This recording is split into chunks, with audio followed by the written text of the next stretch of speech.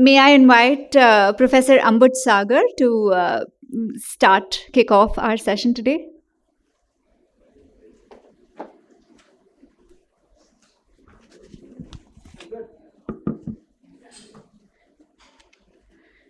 Good morning, everyone. First of all, pleasure to have you all here. I know it's a little bit early on a winter morning, but thank you for coming here at this time. I want to welcome you here to this meeting, both as a co-organizer of the meeting, but also the Deputy Director, Strategy and Planning of IIT Delhi. And in some senses, both of the roles for me are relevant for this meeting, and I'll explain why. But I want to just start with the topic of the meeting, which is about the energy transition. And we know that the energy transition is a big issue across the world, especially with the increasing urgency to deal with the climate issue. But in the Indian context, it takes on a completely different level of complexity and importance. Because as we will be discussing in the next couple of days, in India, while we are thinking about how to engage with energy transition, we also have to think about our development aspirations and how to synergize between the two and minimize any kinds of conflicts. And that, of course, is extremely challenging. For IIT Delhi, this is also something that is going to be increasingly a part of our future endeavors. We already have in place a lot of activities, and we're planning to actually develop a major institute-wide initiative that engages with precisely the kind of questions that will be discussed in the next couple of days. How do you think about India moving forward in a time of energy transition with all the developmental aspirations and sustainability challenges? These kind of issues have a technical dimension, they have an economic dimension, a social dimension, policy dimension, and we are really gearing up as to how we as an institution can add value in this space and engage with this space. And of course, many other institutions are obviously all moving in the same direction. And so in that, we're actually very happy to be working with Schmidt Sciences on putting together this conference, which over the next couple of days will allow us a chance to unpack some of these questions, and at least for analysts such as us, think about where is that we can add value. So with that, I'll stop. Maybe I'll just ask Poshali from Schmidt to, Dr. Poshali Maji from Schmidt to say a few words. And then Kaveri actually will fill you in much more on the conference. As you know, she's really the main person. She's been communicating with all of you. So Kaveri, then after Poshali, you can just really fill people in. Welcome again, and thank you.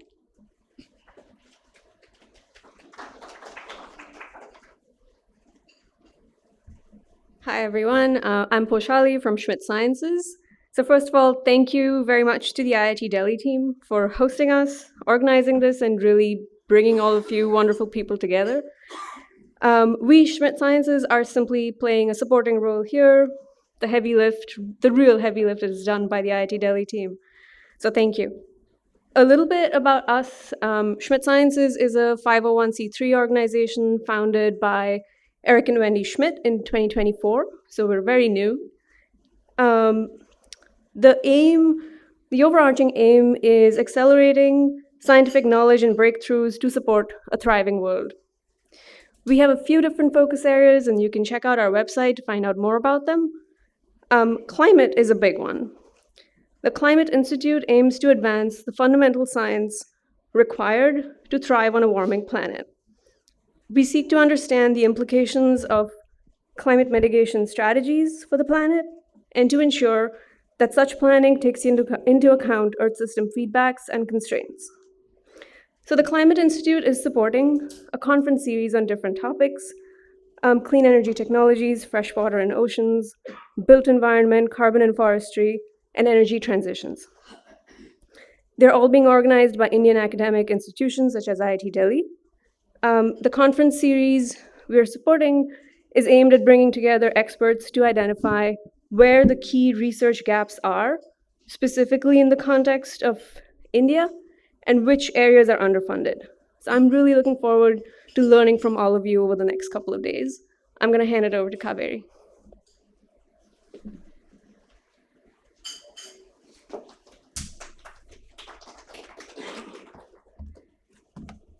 Thanks, Ambuj and Poshali. Many of us have been working in this climate space for at least a decade, and the more senior of us, much, much longer. However, as a global community, we're all drastically off track from achieving the goal of limiting global warming to 1.5 degrees C above pre-industrial levels. As Ambuj said, India, like other developing countries, face the stark and dual challenge of not only meeting mitigation goals, but also achieving developmental aspirations. This is particularly made even harder because most of our governance, policy, business decisions are all driven by developmental considerations and not by mitigation considerations. And this is acknowledged in the sixth assessment report of the IPCC, where they argue that we must shift developmental pathways towards sustainability. We must shift the way in which we develop to allow space for mitigation and sustainability. But what does this mean in practice or even in theory? What kind of lenses and methods do we need to help us think through shifting developmental pathways across diverse domains and sectors? Modeling approaches play a critical role in decision making, but to what extent are they suited to address these questions, and how should we improve them? These are the hard questions that we will address over the next few days. So I thank you all for joining us bright and early despite the foggy Delhi morning. And I especially thank our participants who've literally crossed oceans to be here. We're grateful. We're very grateful for all your presence here. Our interactions will follow Chatham House rules. We can use the information discussed, but not attribute it to any person or organization. And I hope that this will allow the space for open and free discussions. And I look forward to the insightful discussions. With that, let me introduce our first keynote speaker, Honorable Vice Chairperson NITI Aayog, Mr. Suman Berry. Mr. Suman Berry is the Vice Chairperson of NITI Aayog, holding the rank of Cabinet Minister since May 2022. A distinguished policy economist, he has held leadership roles at several prestigious institutions. Mr. Berry was a global fellow in the Asia program of the Woodrow Wilson International Center of Scholars in Washington, D.C., and a non-resident fellow at Bruegel, an economic policy research institution in Brussels. From early 2012 to mid-2016, Mr. Berry served as the chief economist at Royal Dutch Shell in The Hague, advising on global economic and political developments, and was part of Shell's Global Scenarios Group, and led a project applying scenario modeling to India's energy sector. At the World Bank, his career spanned research on financial sector development and country policy and strategy, notably in Argentina, Brazil, Chile, Ecuador, Paraguay, and Peru. Mr. Berry also served as the Director General of the National Council of Applied Economic Research in New Delhi. With that, let me call Mr. Suman Berry up to the podium. Thank you, sir, for being here. Good morning. Thank you. Thank you for the invitation, Ambuj, your colleagues, and Schmidt Sciences, and thank you for that introduction. Thank you for also clarifying, because there were journalists in the list that this is Chatham House rules. NITI is committed to openness, but still, I think I'll be slightly less guarded in what I say. I was told that I should speak for around 10 minutes. And, in some ways, this would have been easier at the end of the conference rather than at the beginning. But I'll just sort of brainstorm on 4 points. One is this the right research agenda? Second, or maybe that comes first, is what other readings are there of the title for the conference? And then third, what is NITI itself trying to do in this area? And let me just say that I believe, like Keynes, that, it is, what is the phrase? That it is the half-forgotten ideas of scribblers that ultimately shape what happens in humankind. So research is powerful. I remember once, while I was still with the World Bank, the finance minister of Colombia, I think it was, there was a debate on whether it made sense for the World Bank to produce weighty economic reports, which have now gone out of style, but were in style then.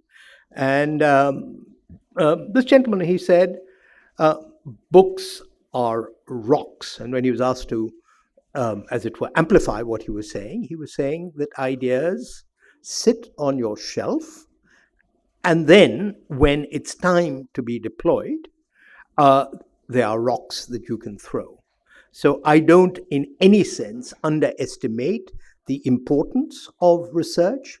I don't believe that you should judge the impact of research by its immediate application. But I do think that it is important in a country at India's stage of development that the research be on the right issues. And so that's what, in a sense, I'm going to talk about. Let me also say that NITI is in government. It's called the think tank of the government. Those of you from here, and maybe those of you from, and certainly those of you from outside would know relatively little about NITI Aayog, but it occupies the same building as India's Planning Commission. But it was recast by the present Prime Minister, who's been the Prime Minister ever since, and that's important, as a think tank, because earlier it used to be in the business of dispensing funds to India's states, and this was considered a violation of, as it were, their political sovereignty. So the financial role no longer exists, and NITI Aayog in Hindi means policy commission rather than planning commission, with all that that implies. And I think the right way to think about it today is as a knowledge startup, and we are having growing pains. We're trying to figure out what that means. Even states don't quite know why they should come to us if we're not handing out money, and they still ask us to hand out money that we no longer can, but we try and put in a good word for them. And so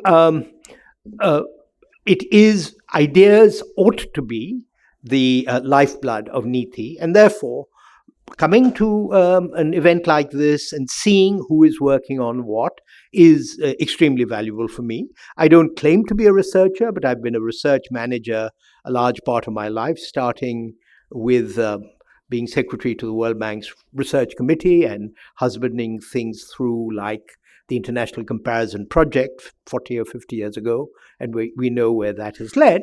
And, frankly, from small seeds, large oaks grow, and so it's entirely possible that this workshop will result through IIT Delhi in something at least as significant. I should also say that NITI has, led by our CEO, just come out with a radically changed set of research sponsorship guidelines. I think we were accused of being a closed shop, and we're trying to say that we are open for projects to be pitched to us, and I just make that plug here.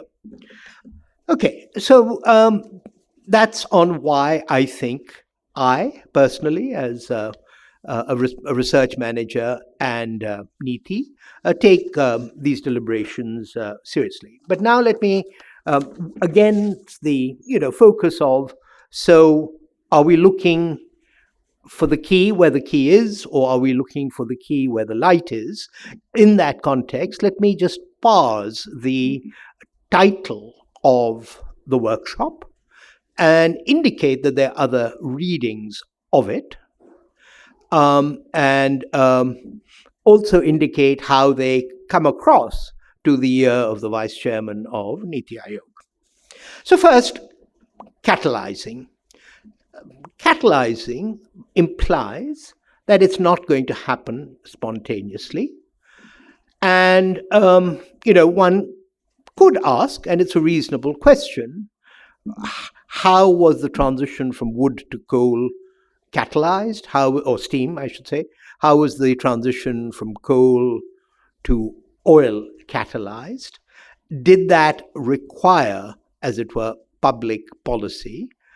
I don't know the actual answers to that, But I think they're reasonable questions to ask. But certainly, at first blush, what it indicates to us, to me, is that what we're trying to do is roll a rock uphill, that there are natural market forces that might not result in, as it were, the transition that we desire, and that a catalyst is needed.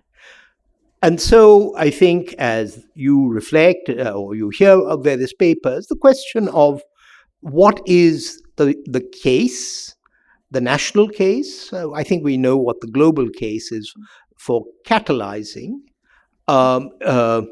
needs to be more clearly articulated.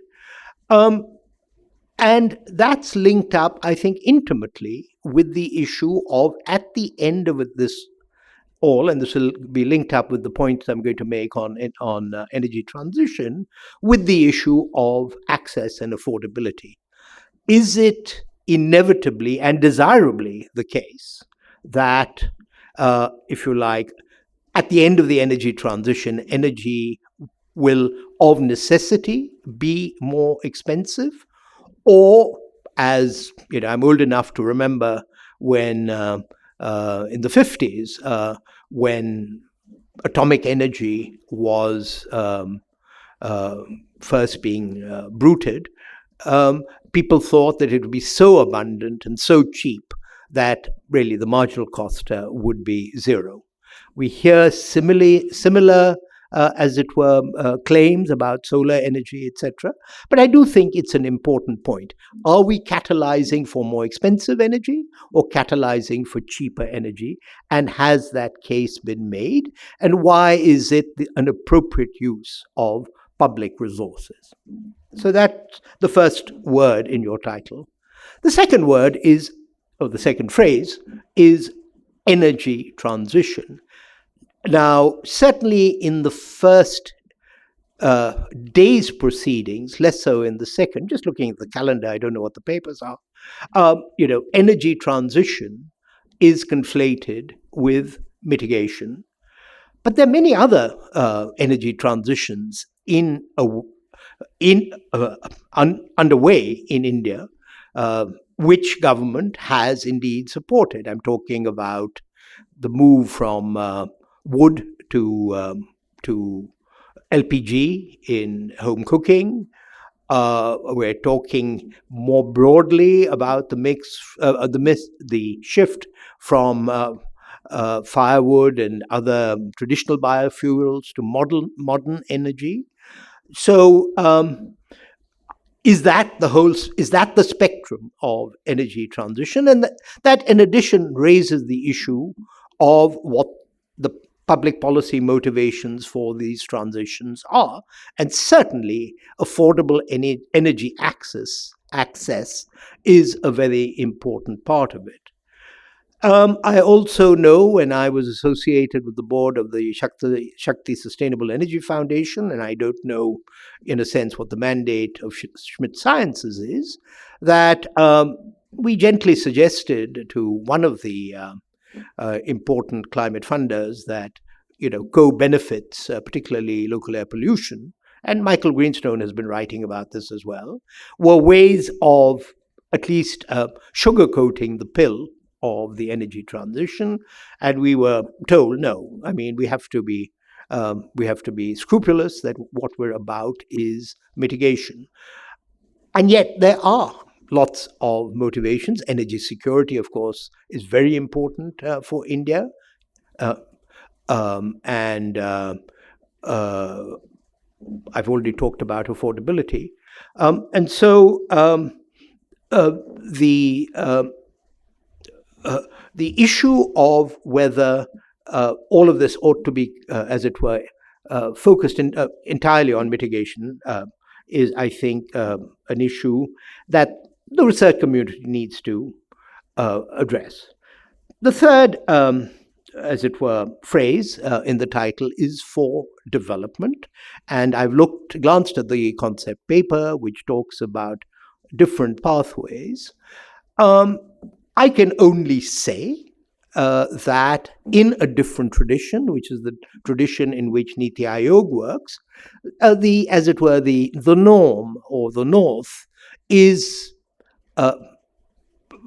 defined by the UN's Sustainable Development Goals.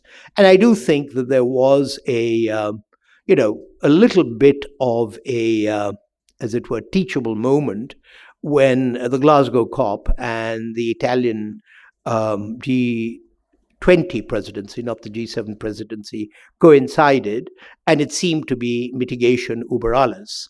I think since then, including in India's own G20 presidency, we have taken a more considered view and have in a sense, articulated the, as it were, the framework of development that we subscribe to as being the Sustainable Development Goals, which, of course, encompass, certainly no one left behind, which this government is very committed to, but also about biodiversity, the ocean, etc. So just to say that as we articulate an agenda that's specific to India, we shouldn't lose sight of the Sustainable Development Goals. And my final couple of points, because I think I've certainly exceeded my time, is sustainability. Now, what we've seen, certainly in Europe, and today is the day of the Trump inauguration in the US, is that political sustainability is every bit as important as, if you like, well, I don't know what the right term is. Let's call it, as it were, COP or the panel on the IPCC concept of sustainability. Fiscal sustainability is also equally important. And when we're talking of a society of India's scope and scale and diversity, we have to, in a sense, be clear that local initiative will matter and that one size cannot fit all. And therefore, I'm not saying it's not happening right now, but just to say that while there are, as it were, EU-wide programs on sustainability, there's a lot of dissension, as you know, across the member states of the EU on what path they are to follow. And I really think we need an important research program that draws upon both the idiosyncrasies and the initiatives of India's states. My final point then would be, what are some of the things that NITI is doing and that we're thinking about? The first is that our instrument, if you like, is the power to convene, including convening researchers. And we have a fleet of about, I think, 7 task forces. Some of the Indians in this room are involved in this, which have been working for about 6 months now and are likely to come out with some kind of a summary in the next couple of months. But secondly, I personally have been spending a lot of time on what I mentioned already, the fiscal and financial dimensions of the climate transition, where compared to, as it were, some of the aspirations at the time of the G20 presidency, it seems fairly clear that, not only because of the political transition in the US, but more broadly because of war and strife, that the willingness of the rich countries to dig into their pockets or transfer technology in a subsidized way, as had been promised under the UN FCCC, that's not going to happen. And, the support by developing countries was meant to be conditional on that. And so, I think that thinking about where the funding is coming from, even if we remain committed for our own reasons, is important. But I do have to say there's a growing body of writing, thinking, not yet policy, that actually India, with its limited fiscal resources, may need to consolidate its firepower on adaptation, which is a more direct charge on fiscal funds at both the state and the union level, and really leave it up to private markets to, as it were, support the mitigation transition, which then has large implications because it does mean it needs to be private sector led. Sorry, Ambuj, for exceeding my time. Thank you for the platform. And I'm glad to wait certainly to the end of the session and maybe even into the next session. Appreciate the opportunity.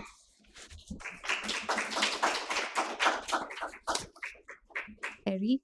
I'd like to now invite Dr. Ajay Mathur. He is the Director General of the International Solar Alliance, which is a multilateral organization established to catalyze global solar growth. Before joining the ISA, Dr. Mathur was Director General of TERI, the Energy and Resources Institute, and the Director General of India's Bureau of Energy Efficiency, where he was responsible for its foundational programs, such as the STAR labeling program for appliances and the Energy Conservation Building Code. Dr. Mathur has also served as a member of the Prime Minister's Council on Climate Change, and he was recently appointed a Chevalier de l'Ordre National du Mérite by the President of France in recognition of his outstanding commitment to preserving the environment and coping with energy-related challenges. Thank you, sir, and I welcome you.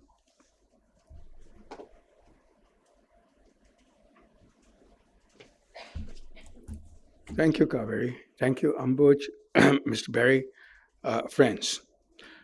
It's a pleasure to be here because as I was discussing with Mr. Soni as we were starting, there has been in India a relative lack of academic rigor that has gone into policy.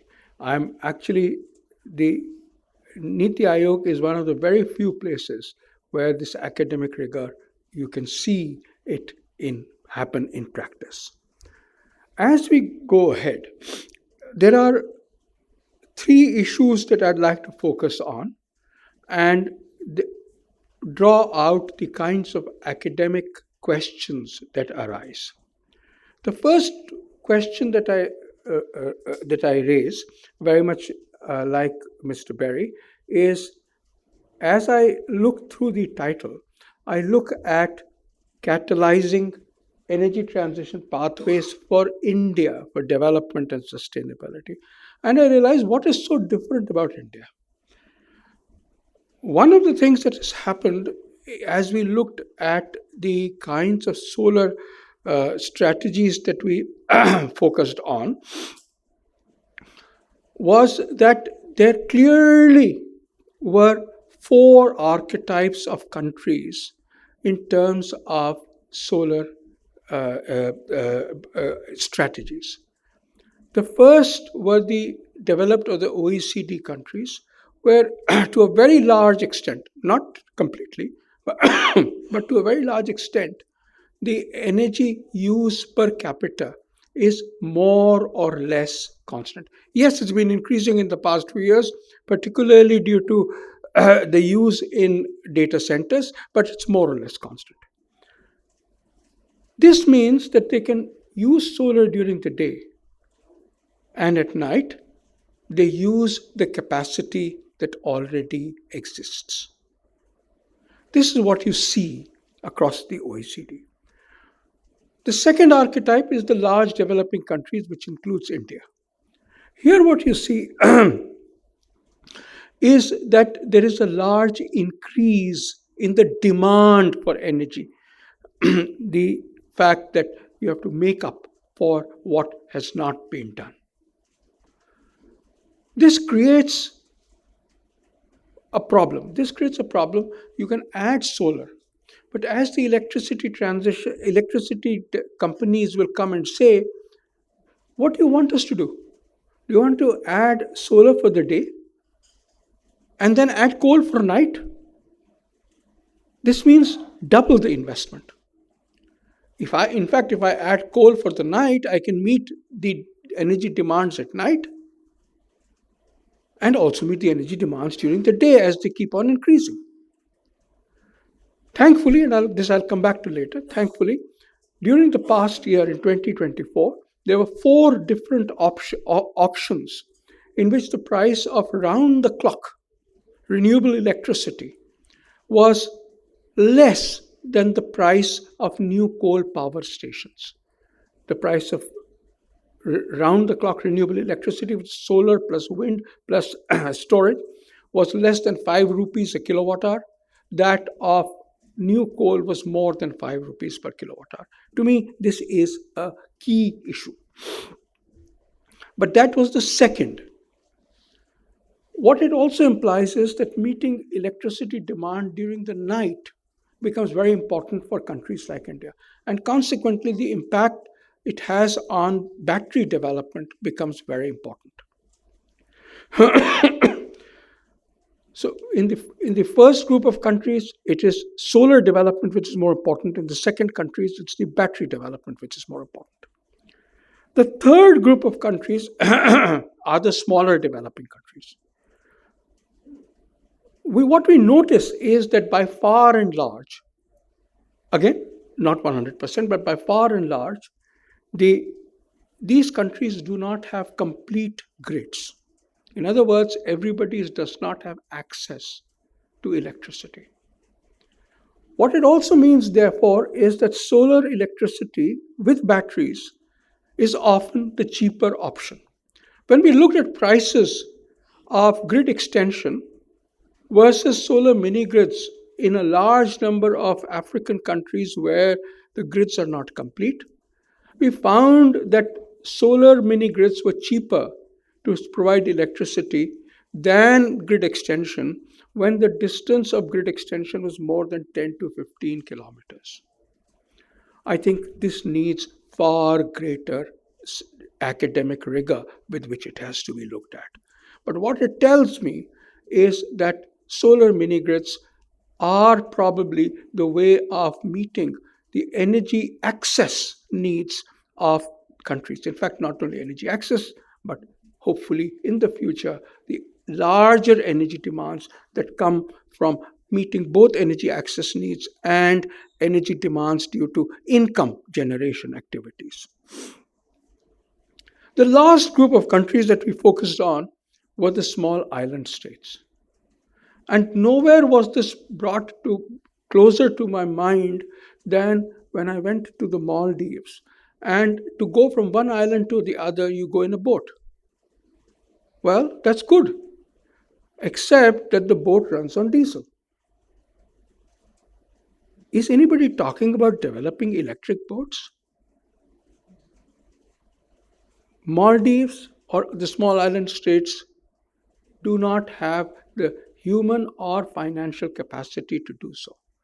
There are solar ferries being used in Kochi, which we are taking to various small island states, but these are slow in terms of speed. To develop high-speed boats running on solar, you need to put in a huge amount of effort. This would occur in the US or it would occur in India or in other such countries. It will not occur in the small island states. Consequently, the kinds of needs that the small island states have and the need to develop products outside those regions becomes paramount. To me, these are at least the 4 archetypes that we work with. And it creates the kind of differentiation that we are looking for in India.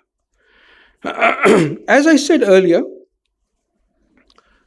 in 2024, there were 4 auctions, 2 carried out by the Railway Energy Management Company, one by NTPC and one by the Solar Energy Corporation of India, which found prices of solar electricity plus wind and sometimes with batteries, especially when the availability was very high, of less than 5 rupees a kilowatt hour. This was important because what it did was it showed that obviously you could get round-the-clock renewable electricity at prices less than coal, but more importantly, it showed that the decade-long program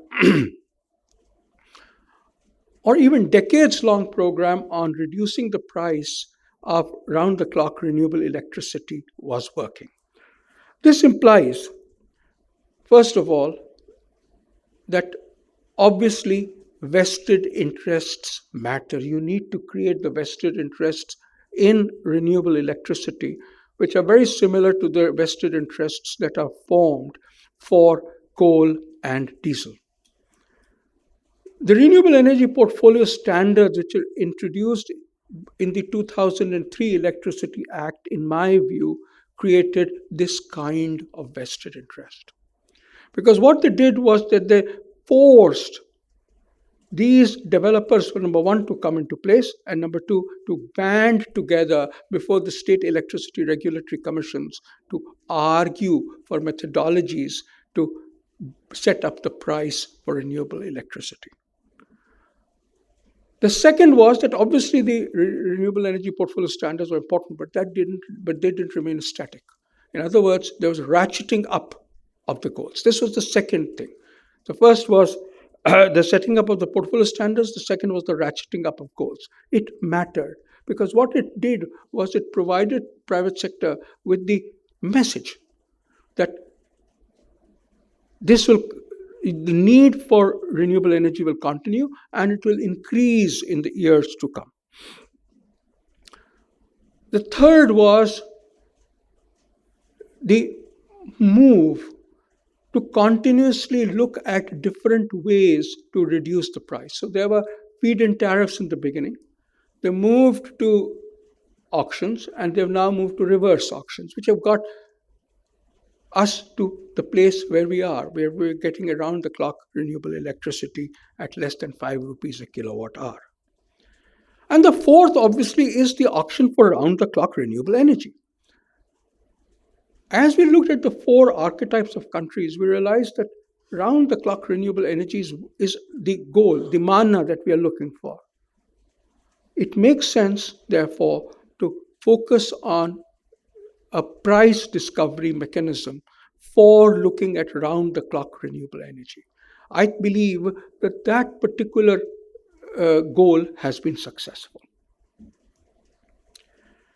The last point that I'd like to focus on is that if it's been so successful, will tomorrow have only renewables in the grid? Renewables and storage in the grid? Clearly, no. If you go to a bank and say, I want to do a coal project, the bank will initially say, well, renewables and storage is cheaper. So you'll come back and say, but where's the land? Where's the transmission lines? And even though the price of electricity is cheaper, the investment cost is much more. When we looked at what was quoted in the tenders, what we found was that if a 100 megawatt coal power station costed, the investment cost was 9 billion rupees,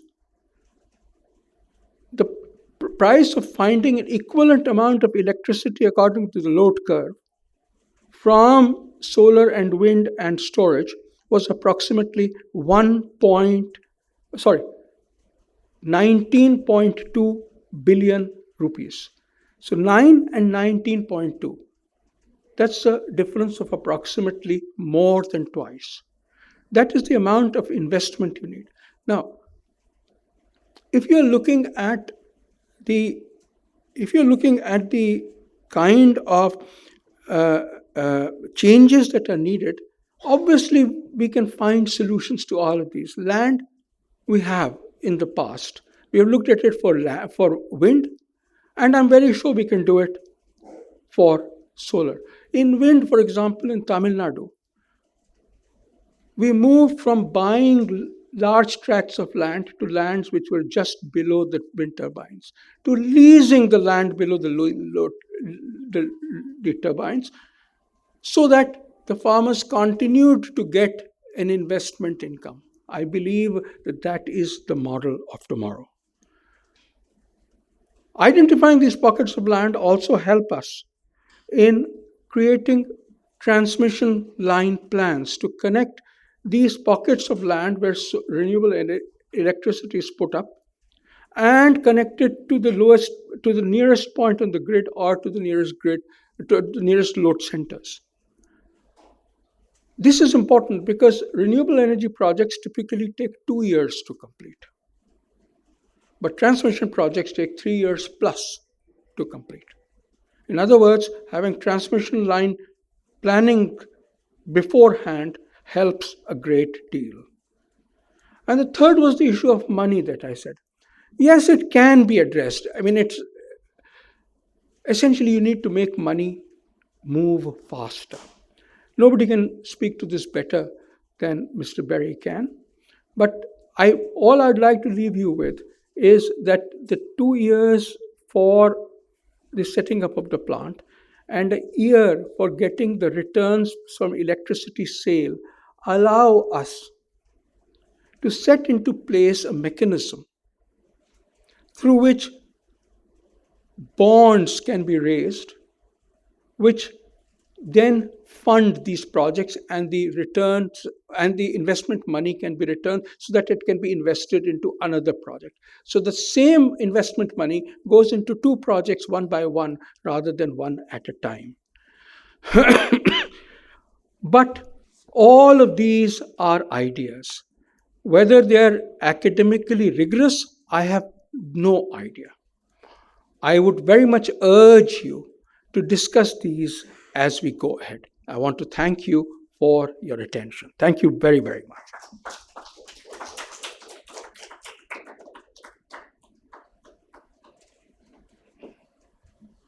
Thank you very much, Mr. Berry and Dr. Mathur, for setting the tone for a very intellectually challenging and curious set of conversations. My colleague Soumya Srivastava will introduce the next set of speakers, very distinguished.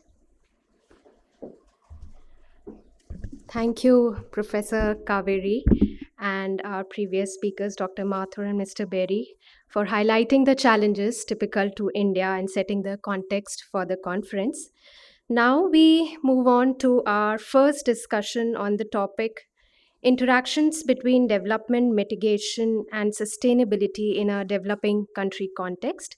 In this session, we'll have 2 talks. First, by Dr. Navroz Dubash, who is a professor at Princeton University, and the second one by Dr. Purnamita Dasgupta, who is a professor at Institute of Economic Growth.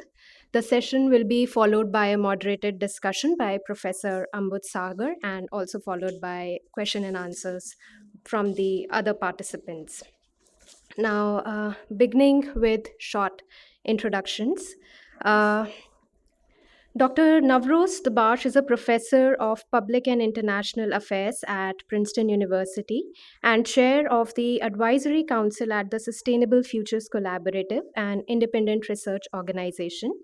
He has served on IPCC, most recently as the coordinating lead author for the 6th assessment report, and as a member of the steering committee for the UNEP emissions cap report. He has also advised the Government of India over the last decade as a member of advisory committees on climate change, energy, air, and water policy, and also led the draft of India's long-term low-emission development strategy. Professor Dubash also co-founded the Global Climate Action Network and serves as the co-editor-in-chief of Climate Policy Journal. We welcome you, sir, and invite you to present the talk. Good morning, everyone. Mr. Berry, Dr. Mathur, colleagues Ambuj, Kaveri, and everybody assembled. It's really nice to be back among old friends. I was telling Ambuj, this all seems very reassuringly familiar to be back in this room at the Habitat Center, and I'm very much looking forward to the next couple of days. Kaveri asked me to sort of talk about the idea of linkages between development and environmental outcomes, and I'm going to try and do that through this talk today, which I've called Enabling Low Carbon Development Pathways. So one notch sort of higher up, in a sense, in terms of abstraction than energy per se. And I'm trying to focus on concepts, approaches, and tools. Not a very inspiring title, but hopefully the talk will be more so. Okay, so the roadmap. Thank you. What do I want to do today? So I want to try and lay out what I think we might be thinking about in terms of the direction of travel for energy transition pathways, in a sense, picking up on some of the comments that Mr. Berry made, which are very thought-provoking, and to focus on why context is important and what do I mean by that. Then talk about this idea of shifting development pathways towards sustainability, which emerged from the last IPCC. Kaveri in particular asked me to sort of pick up on this. And here I want to acknowledge a debt to some IPCC colleagues, in particular Harold Winkler and Frank Lecoq, who had some discussion with before this, who really were sort of the drivers of this in the IPCC and who were even good enough to share with me some of their slides. So very much sort of channeling some of their thoughts as well in this section. Then just a brief detour into India's long-term low emissions development strategy, LTLEDS, and reflect on it in the context of this shifting pathways story.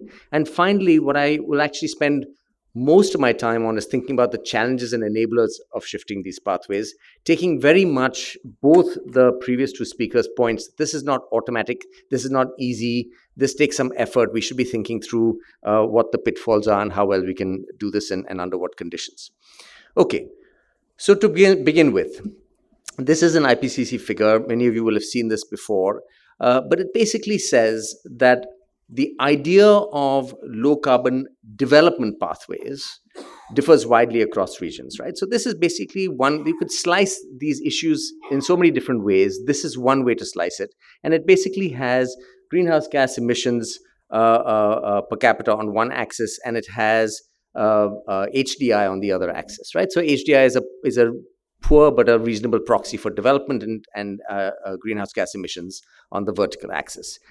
And what it basically says is ultimately, if we think that climate is a serious problem, but also that we have to take development and in particular the SDGs very seriously, then everybody has to come, all countries have to end up in this sustainability corridor at the bottom end. So rich countries basically have to come sort of downward vertically on this graph. Poorer countries have to find a way to move horizontally. But absent these pressures, the normal course of events would be for the developing countries, let's see if this pointer works, yes, for developing countries to actually move up this curve here, right? So higher and higher greenhouse gas emissions. That would be the normal course of events. And that's in a sense the crux of the climate equity conversation, is what will it take to do this kind of U-turn and move back down here, but also that rich countries have very much an obligation. You can see how far up some of these countries are to move down to the sustainability corridor by dramatically reducing greenhouse gas emissions per capita. Like all diagrams, it's somewhat simplistic, it's reductionist, but it captures some of the aspects that I think we should be talking about here. And the other observation is that context matters not just in terms of big north-south brushstrokes. Within the south, within the north, there are different categories of countries, right? So the challenge for India is quite different from the challenge for China, which is up here. So South Asia is down here. It's again very different for African countries that have a much longer distance to traverse to meet human development and are starting at a much lower base of greenhouse gases and therefore energy, because at the moment these are quite closely linked. Okay, what can we say about what this pathway trajectory might look like for lack of a better term, late developers, late comers to this development game, right? So I want to sort of resist the idea that even while context is important, it's not the case that there aren't some patterns across countries. There is something distinct about being part of the developing world, right? And among those things are the imperative of energy for development, right? This is a well-known HDI, energy HDI curve, right? India is somewhere in the middle here, that there's a very, very strong correlation between meeting HDI, human development, and energy up to a certain threshold, up to about there, right? After which more energy doesn't get you any further along in terms of human development. So all countries need to at least get up to here somewhere. And the challenge, therefore, for all the countries short of that mark is that we need to simultaneously develop while decarbonizing. We need to simultaneously expand energy supply while decarbonizing. And it's very much speaks to the difference between Dr. Mathur's archetype 1 and archetype 2. So it's not just that you have to, so while decarbonization may be something all countries should ideally strive for, the additional burden in developing countries is we have to expand energy while decarbonizing. Now, how we choose, the other sort of aspect of this is that how developing countries choose to develop has enormous lock-in effects, right? We haven't yet built our cities. We haven't yet really created long-term satisfying jobs for our populations and livelihoods. How we choose to do that actually will shape future energy demand trajectories and will shape some of the social patterns. And that then shades over to this idea of co-benefits, which again, I thought it was intriguing that Mr. Berry referred to it as a sort of a sugar coating. I think it's something essential to hold on to, that where we can make development and low carbon mitigation, but also resilience go together is sort of the sweet spot. And this is a graph from the IPCC. Again, it's just an excerpt actually, and it's very hard to see, but basically what it says is all the plus signs are where there are co-benefits and the minus signs are where there are trade-offs, because there are synergies, but there are also trade-offs, right? And then the colors are relative certainty of these data. And you actually see down here for the urban section in particular, there are many, many positive synergies between development outcomes and low carbon futures, right? So the idea is that we are now in a position where sometimes the effort to decarbonize can be costly, sometimes it can be an opportunity. The question is, under what conditions is it an opportunity, and what does it take to realize those opportunities? That framing of the situation is what, in a sense, opens the door to this idea of shifting development pathways. And I at least have been very convinced of the co-benefits argument, to the point that this is what my colleagues gave me for my 50th birthday. So this is something that I has been a large part of my personal intellectual journey. I thought I'd share it with you. And my colleague Ashwini is here. You'll remember that. I won't tell you how many years ago that was, but it was my 50th. Okay. So turning then to the IPCC, this idea, the similar kind of logic was what many of us, including some people in the room, Ambuj was very much part of that conversation. I think Kevan was part of that conversation. We try to kind of, Minal was definitely part of that conversation. We try to crystallize this in this idea of shifting development pathways towards sustainability, right? And this is the somewhat long definition. I won't read it out, but I'll try to kind of highlight the main points. The idea being that where you haven't locked into your development pathway, so this is kind of the double-edged sword, right? In a sense, you're lower down that development curve. The opportunity is a strong word, but the possibility is that you have more degrees of freedom about your choice of development. And so this sort of graphic here is suggesting that there are all these sort of turning points at which you could take a fork towards more or less sustainable futures. Sometimes these are due to external shocks. For example, in Japan, Fukushima, what is Japan's reaction to Fukushima? They're going to move in the direction of more or less carbon. These are sort of determining moments. There are other points where it's not necessarily an external shock, but it's an opportunity or a change in the world out there. We're at a moment, and I'll talk about this later, where industrial policy and green industrial policy is becoming sort of part of the vocabulary, not just of economic growth, but also of low carbon futures. How countries react to that may also be one of these nodal points. One of the key lessons from this idea is that in order to be thinking about low carbon futures, this goes beyond energy policy, mitigation policy, certainly carbon policy, and I'll come back to this later. It's a much more expansive range of levers one has to pull and things one has to think about. Whether it's fiscal policy, whether it's education policy, certainly urbanization. These are all things that have to be brought into the conversation, and doing so opens up many more doorways to make deliberate choices to lock in low carbon development futures as opposed to just mitigation, right? So it has to both hit the development buttons and the low carbon buttons.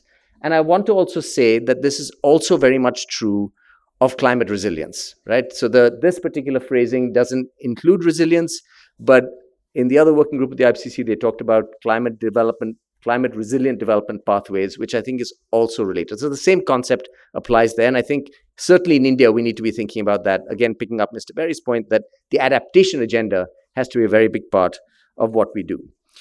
Okay, so just to try and drill a little deeper on this. So let me give you a couple of examples. And Harold Winkler and Frank Lecoq have a nice paper where they flesh out a few examples. I've just picked up a couple. So for example, education policy. So one obvious thing is, how we choose to educate children about energy use, climate change, resilience will shape their mindsets as adults. But also spatial issues, not so much in India, but in other countries, whether or not schools are clustered in certain areas versus spread out, and the quality of those schools shapes households' decisions on where to live, where to purchase houses, and so on, and ends up locking us into transport patterns. So urbanization policy and education policy implicitly is also a carbon and development policy, right?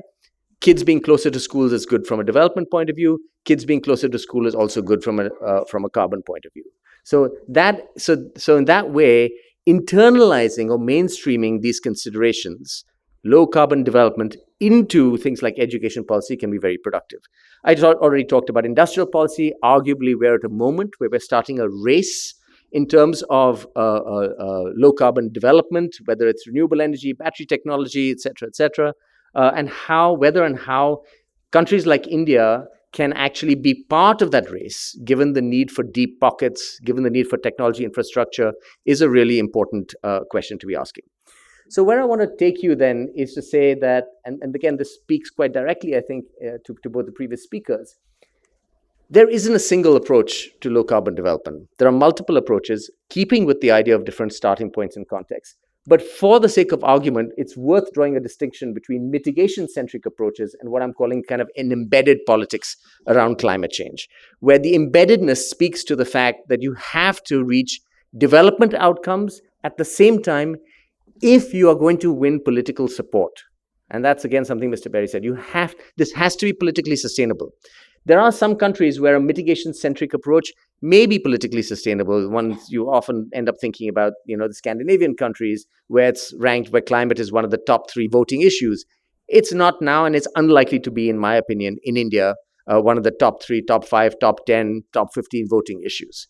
But if you start talking about drought, if you start talking about livable cities, maybe if you start talking about air pollution, then you're suddenly moving up to the level of political sustainability. So we need to reframe the challenge around that. And then I think it becomes less about, well, we didn't cause the problem, they caused the problem. It's more, what can we get out of this? But also saying, under what conditions can we make this happen? So even though we may get something out of it, we may require various enabling conditions, which is what I'll come to, including finance notably, which I'll come to. But that flips the conversation around. Here's where we want to go, and here's the kinds of support that we need, as opposed to saying, this is what we are being asked to do, but we don't think we should be asked to do it, right? It's a very different framing. And I think that shift from a mitigation-centric to an embedded politics kind of story helps us do that. It also shapes how we structure our institutions and how we structure our policies, which I'll come back to. Did India's LT-LEDs try to do this? Well, given that some of the people in the room, notably Kaveri, Ambuj, others, some of my colleagues now at the Sustainable Futures Collaborative were working with the government, I think there was an effort to try and inject some of this perspective. What I've put here on the left is just the outline of the report, which you can see was built around these development-focused sectoral transitions. It was very much saying, well, first of all, I think the way this was framed was not about mitigation per se. It wasn't even about energy per se. It was this all-of-economy approach, right?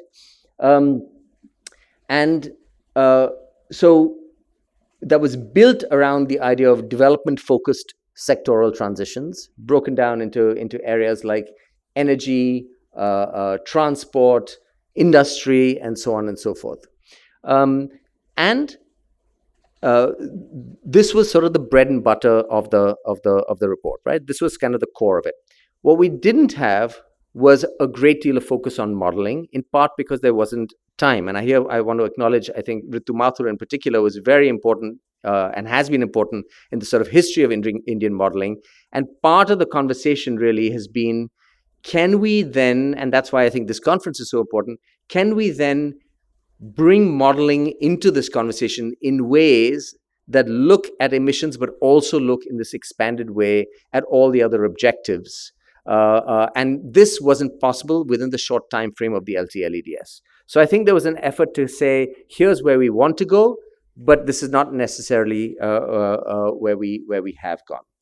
So it included net zero goals, but without specific measures around what to do. And so in a sense, it was, in my vocabulary, was largely on this kind of embedded climate side of the story, but it also included some reference to kind of a mitigation-centric approach. So this is a journey we've sort of gone down, but we haven't by any means successfully negotiated the shift. Just to take you down one level more, for example, in the transport sector section of transport systems, and let me pause here, the word system came up again, to think of each of these as systems rather than as sectors, to actually identify the fact that these are all kind of interlinked. So these are the four sort of sub-themes, and you can see it doesn't cover everything, but it covers quite a lot. It covers fuel efficiency, cleaner fuels, a modal shift, electrification. It has some reference to freight as well. So this was the effort to kind of map out, in a sense, lay the tracks for how you think about these transitions, with the idea being that subsequent research, subsequent generation, subsequent modeling would then have things to hook onto as they do this. Kaveri, am I doing okay on time? Another 5 minutes? -5. Really? Sorry, guys. Okay. All right. Let me then whoosh through a couple of these things. So this is actually the slide that I really want to focus on. The rest I can be very, very quick on. So we kind of have a sense of where we want to go. But getting there is not easy at all, right? So the challenge is, in part, it's the knowledge base. So some of the story I was telling you about modeling, but also, do we actually have systematic ways of looking at co-benefits and trade-offs across all of these objectives? The political economy of the transition. I think Ajay Mathur referred to that very nicely when he talked about creating interests. And I'm not sure I would use the vested part because that makes it sound all very derogatory. It's fine to have interest. Everybody has interests. The question is, which interests do you decide are you going to sort of support at a particular point? The technology development story, and I'm not going to really get into that. Many other people in the room are far more capable. State capacity, the fact that if you're doing development, you're decarbonizing while developing, you're figuring out linkages across all kinds of issues. The extent of state capacity required to do that is enormous, right? And we haven't really invested in building that. Most other countries haven't. And finance. So in a sense, the enabling conditions we need to build then are dictated by this. Dedicated climate institutions, modeling capacity beyond emissions trajectories, expanding the scope of climate policy packages, and then technology and finance. So let me then very quickly give you a couple of points for each of these. I'll skip this slide. It's something that we at the Sustainable Futures Collaborative have worked on a lot, but I think there's space now for dedicated climate institutions. It's something we've talked to NITI Aayog about, and there's various ways in which one could construct that. There may even be a case for a climate law, but a climate law that enables these kinds of transitions rather than regulates emissions, right? Which is drawing the distinction between embedded and mitigation-centric approaches. So institutions, but institutions that actually speak to the context that I've just described. I want to pause for a second at this one. This cryptically named slide, sort of climate policy to climate policy, right? The idea being that instead of old school climate policy, cap and trade, mitigation-focused stuff, we need to be thinking about co-benefits, but we also need to be thinking about shifting development pathways. And once you do that, you get into the much more complex climate policy making of sustainable urbanization, green industrial policy, and so on. So we need those kinds of shifts. The costs of the transition. This is, again, an IPCC slide. All it shows is that we have in almost every region, we have way less money than we need. And I think in South Asia, if I'm remembering that number right, I can't read it anymore, but it's a multiple of 4+ more finance that we need. And this in a context where the cost of capital, these little red bars, are the cost of capital in different geographies. And in the developing world, the cost of capital is uniformly multiples higher than it is in the rich world. So we kind of know where we want to go. We also know there are lots of obstacles to get there.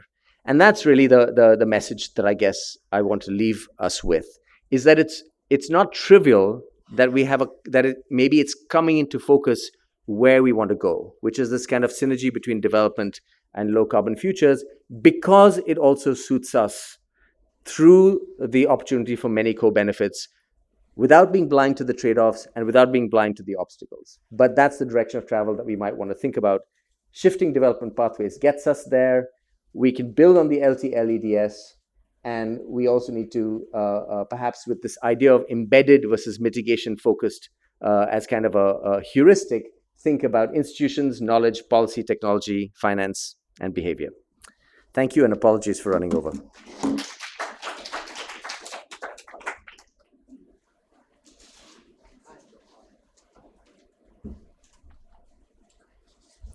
Thank you, Dr. Dubash, for highlighting both the challenges and approaches for this very important idea of shifting development pathways.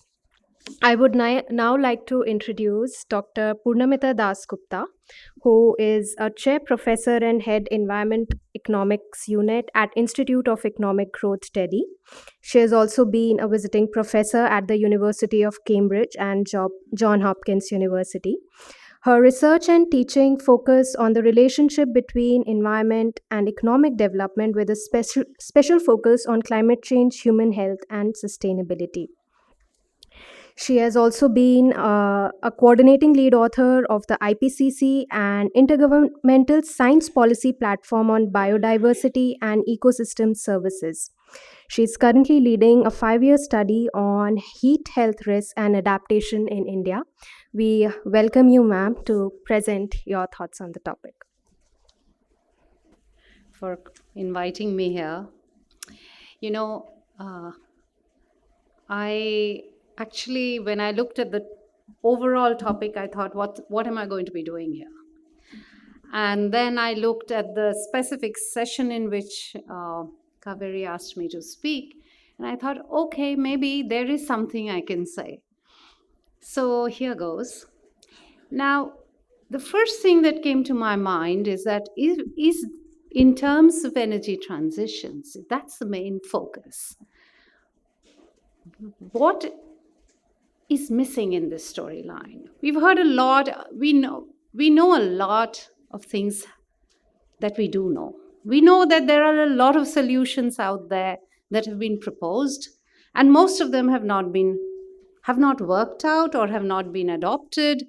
But we also know, for instance, that most of these have been on the supply side. So that set me thinking on what is it that matters for India. And I started focusing on the terms that were there in this session, on interactions between, all these lovely things that we wish to achieve.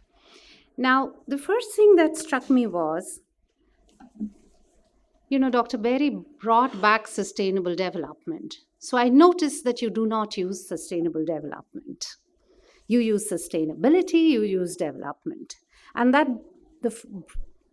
brought to mind a debate that came up during the 1.5 report. Kevan is here, he may remember that when we came to chapter 5 of the report, which was about sustainable development, we were suddenly faced with this issue of the fact that does energy transition address, and we were talking energy transitions, how to put that in the context of the global south.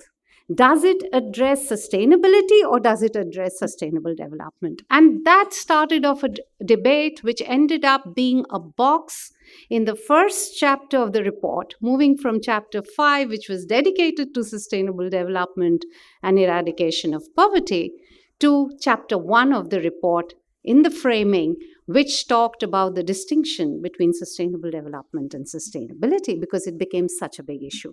And I'm glad that in your work, you're bringing back some of these ideas, because without it, I think it's going to be very hard to be able to speak to this context where the global south and the global north, very loosely speaking, have very different kinds of realities to address.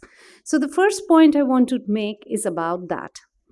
The second point that I want to make is that I think when we are talking about pathways, energy transition pathways included, we have to be very clear at the outset of where are we drawing the boundaries, delimit it, define the hierarchies amongst these terms, because depending on that, the feedback effects that one does incorporate come into play.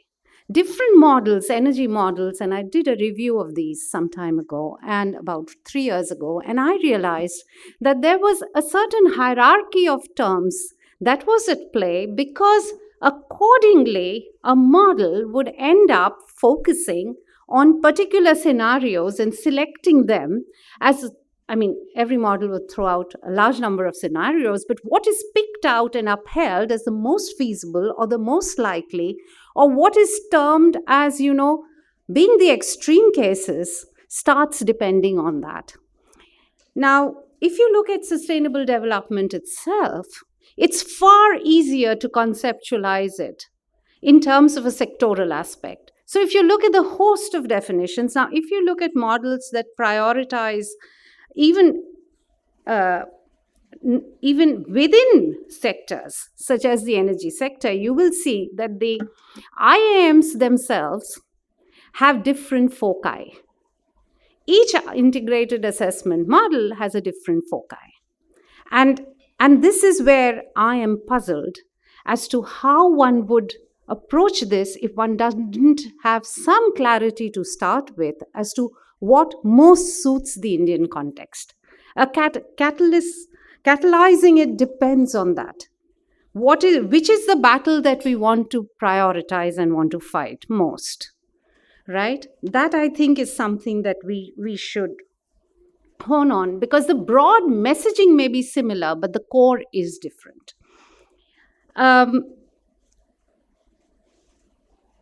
I want to here uphold a third point.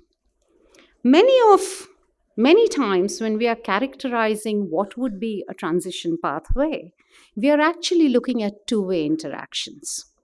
We are not looking at three-way interactions. So how could we look at three-way interactions across these three terms of energy transitions, development, and sustainability? They are three very distinct terms. How are we bringing them together? So for an example, for instance, I'm just sharing something that I worked on recently. I was the CLA of this IBES Nexus assessment report, which was recently released. And in that, we looked at three-way evidence on three-way and higher order interactions across these 5 nexus elements: biodiversity, water, food and health, and climate change. So climate change was one big part of this story. So it became 5 elements. And the moment we started digging for evidence on this, as well as looked at the scenarios literature on this, we came up with several kinds of findings. So I would encourage you to look at that report.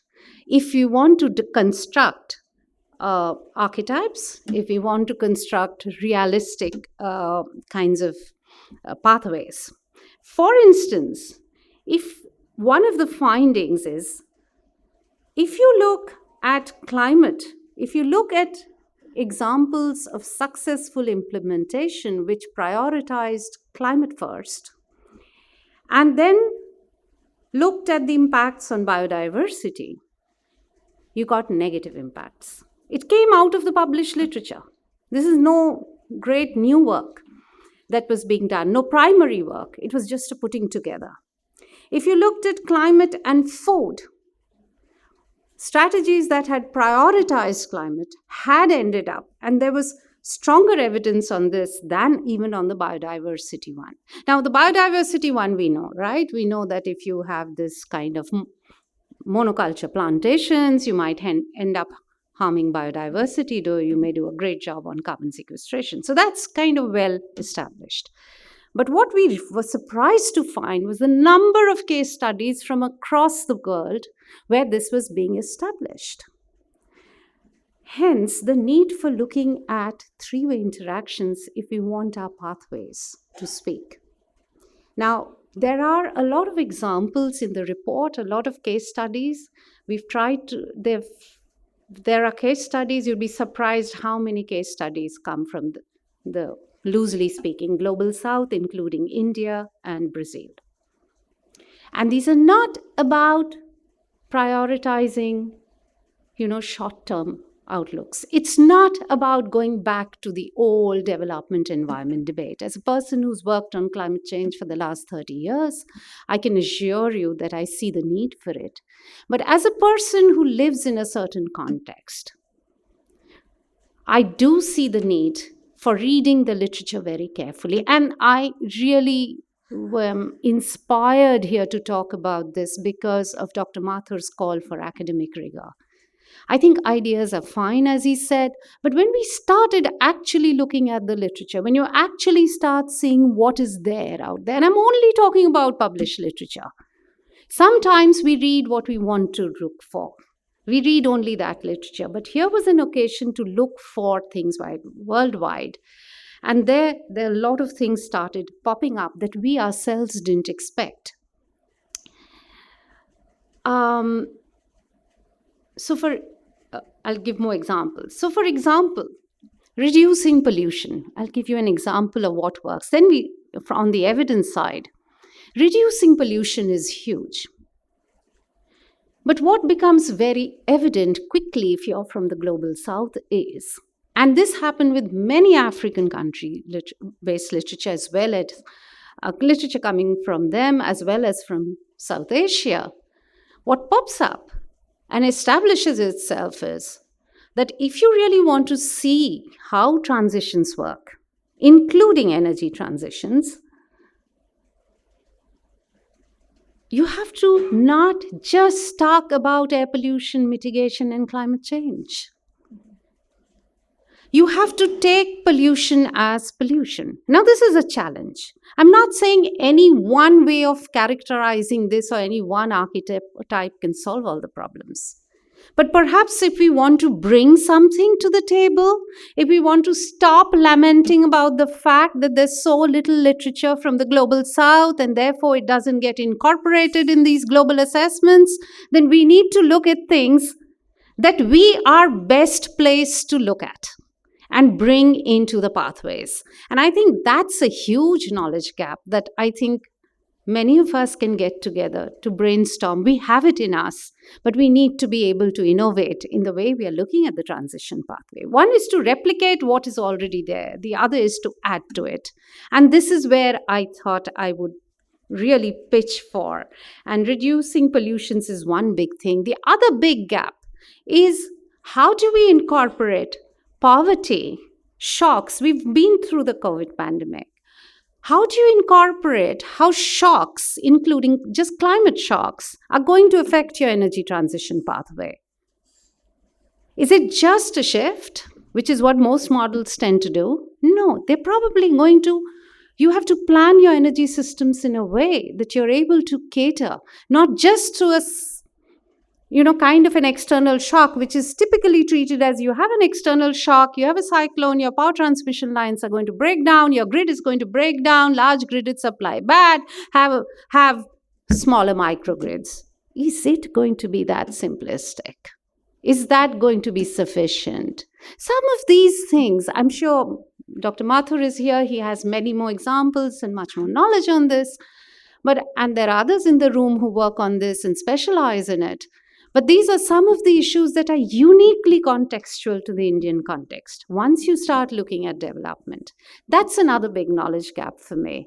We simply haven't looked at this side of energy modeling. We haven't. So poverty is a given. It is assumed poverty alleviation will happen.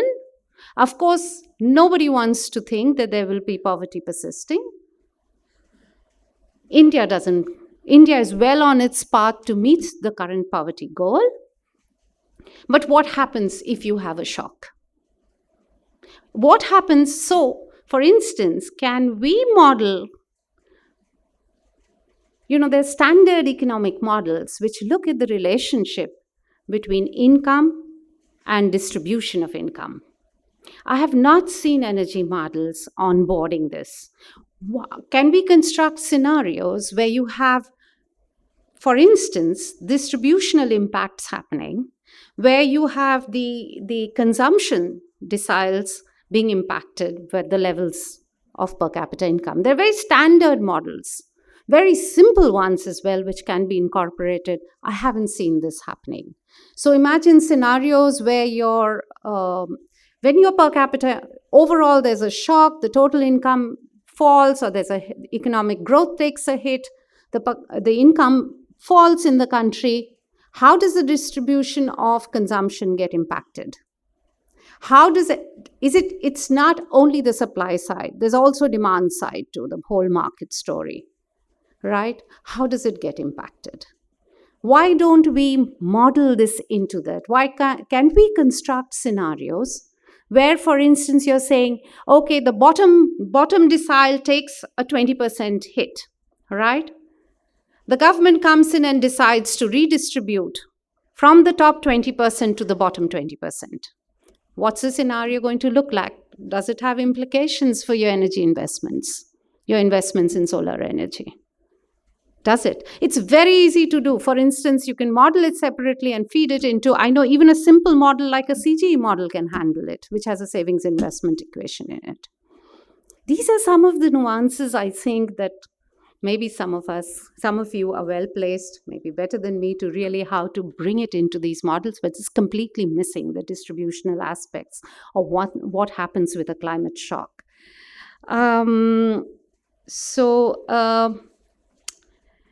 The third point I want to make is one about realistic prioritization.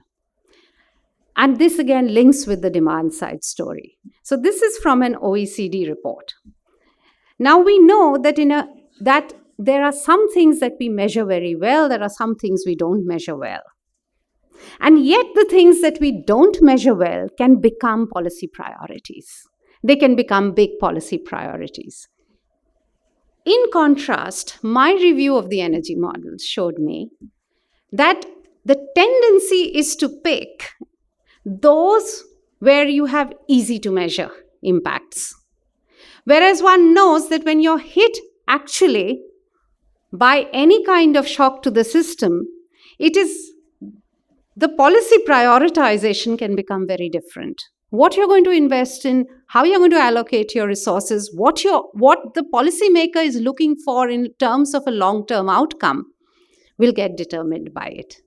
And this is another thought that I wanted to share with you, that we need to. So if we want these nexi kind of solutions at the nexus of development and sustainability and energy transition, you're going to do all these fantastic things together. And I'm sure it's possible.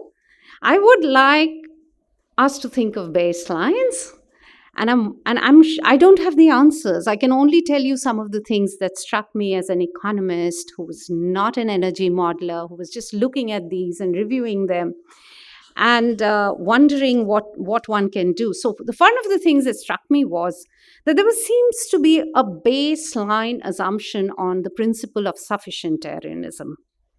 And that again is something that I think if one is modeling for India, can one build on it? Can one expand the idea of what is this sufficientarianism principle on which we have defined, this is the floor for the maternal mortality ratio. This is the floor for the amount of renewable energy you get to. This, whichever way you want to put it at. This is the floor for which you want remote primary health centers to have power supplies. I thought I saw Selco Foundation somewhere on the menu, on the program. But anyway, so, so there is a sufficientarianism principle.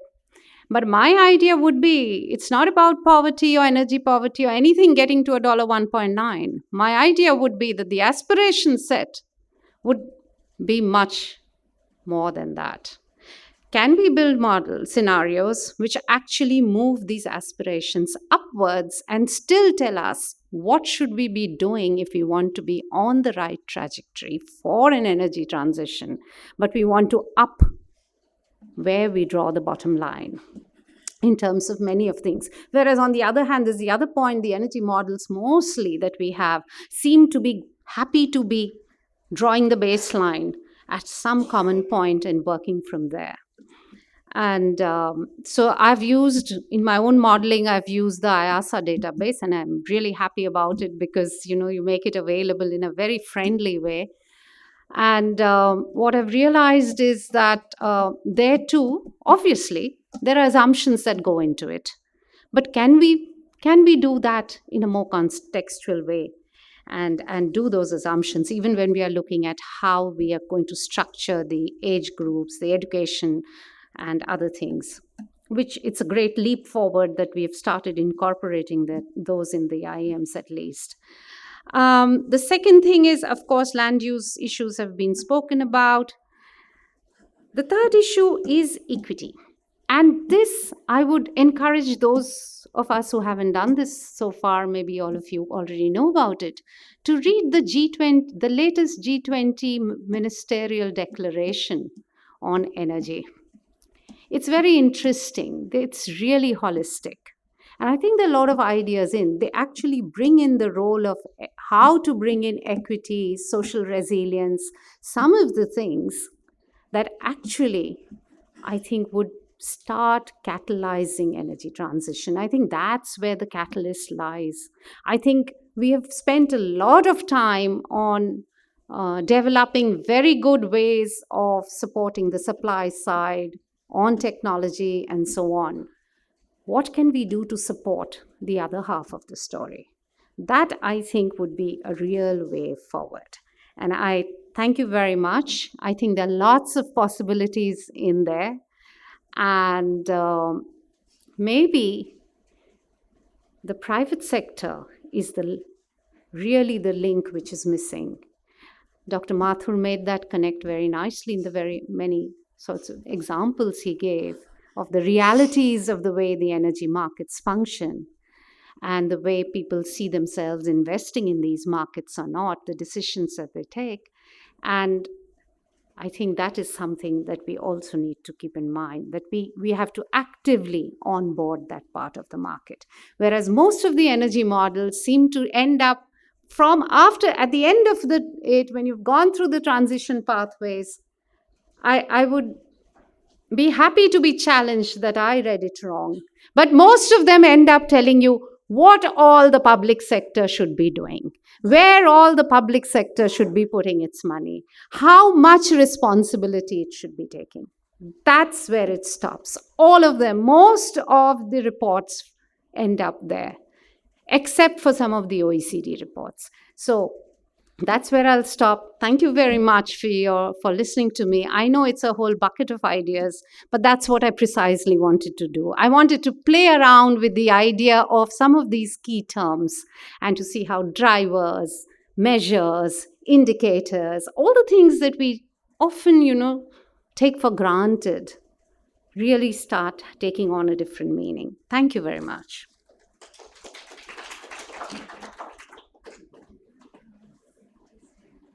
All right.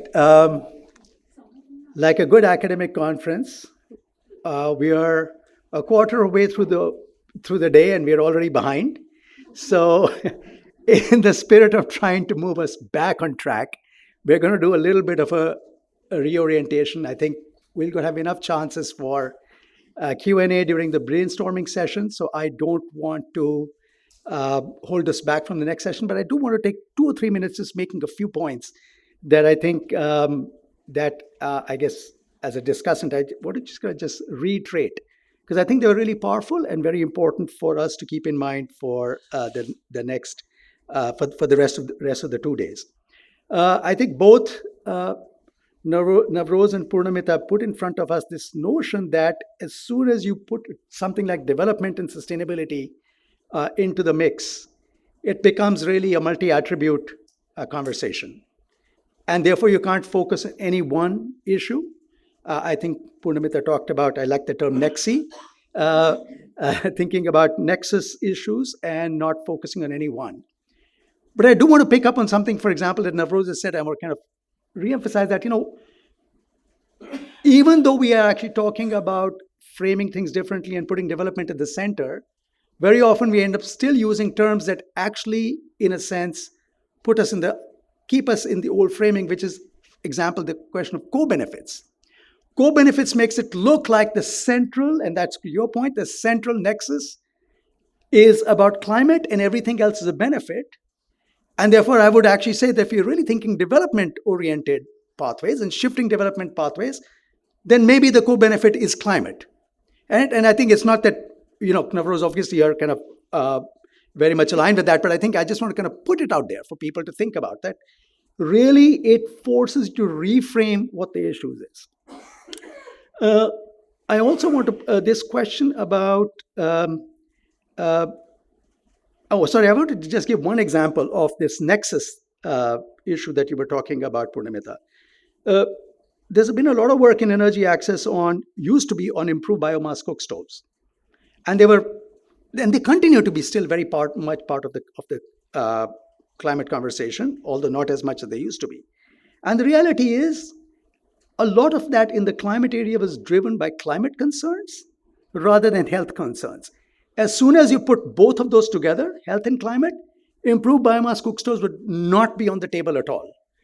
The reason they were at the table is because you actually have this narrow kind of framing. So your point about thinking about multiple issues at the same time really changes what you're looking for. Two more issues. One, what you'd mentioned about equity and, in fact, distributional effects. I think it's really important. Very often we get caught in the macro, and I think it's very important to think about really the distributional effects, especially for those at the bottom of the pyramid. Which is why, for example, energy access gets lost in this whole conversation. Even when you go to all the major meetings, I was at a meeting at IEA last year, and it was supposed to be about, I think the banner on the wall said, accessible, affordable energy for all, but the conversation was only about clean energy for mitigation. So it really is, it's about how you frame the issue and what gets left, what doesn't, and very often issues that relate to folks at the bottom of the pyramid or distributional issues get lost. I'm glad that I think that's at least been framed. And the last point I want to make is, I think it's true that context matters, and we have to think about how India moves forward. But I do want to emphasize that we're not able, no country actually, other than one or two, are able to lead the way in shaping the transition. All countries in the world are coupled through technological flows, and technology is going to be at the center of these transformations. What that means is it's very difficult for a country to define by itself what its pathway is in the absence of where the world is going. So, for example, we see this happening with electric vehicles across the world. There's a global transition happening towards electric vehicles in the automobile industry. And our story then becomes how we're part of that transformation rather than saying what makes sense for us. And that may be a very different answer if we are talking about taking a different pathway. I just want to kind of put this out there. Again, as you said, Purnamita, none of these are questions to which we have simple answers. But at least as analysts, it's really important for us to think about all of that.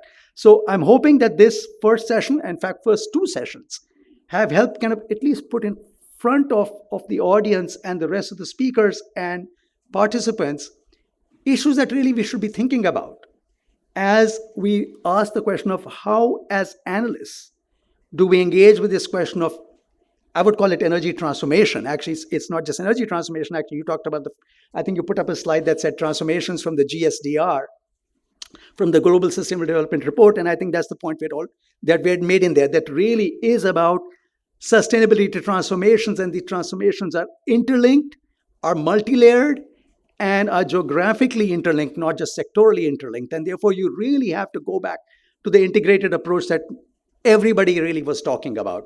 Makes it very, very complicated to engage with all of this, but then that's the fun of it, right? And that's why I think we're all here. So I'm going to stop now, and I think I'm going to turn it back to our colleagues about moving into the next session so we can at least not be too far behind. as we move forward. Thank you. Thank you, Professor Ambuj. We'll now break for coffee and reconvene again in another 10 minutes. I request you all to please take your seats since we are already running behind. You can bring your tea, coffee, or snacks to your table, and we'll begin with our next session.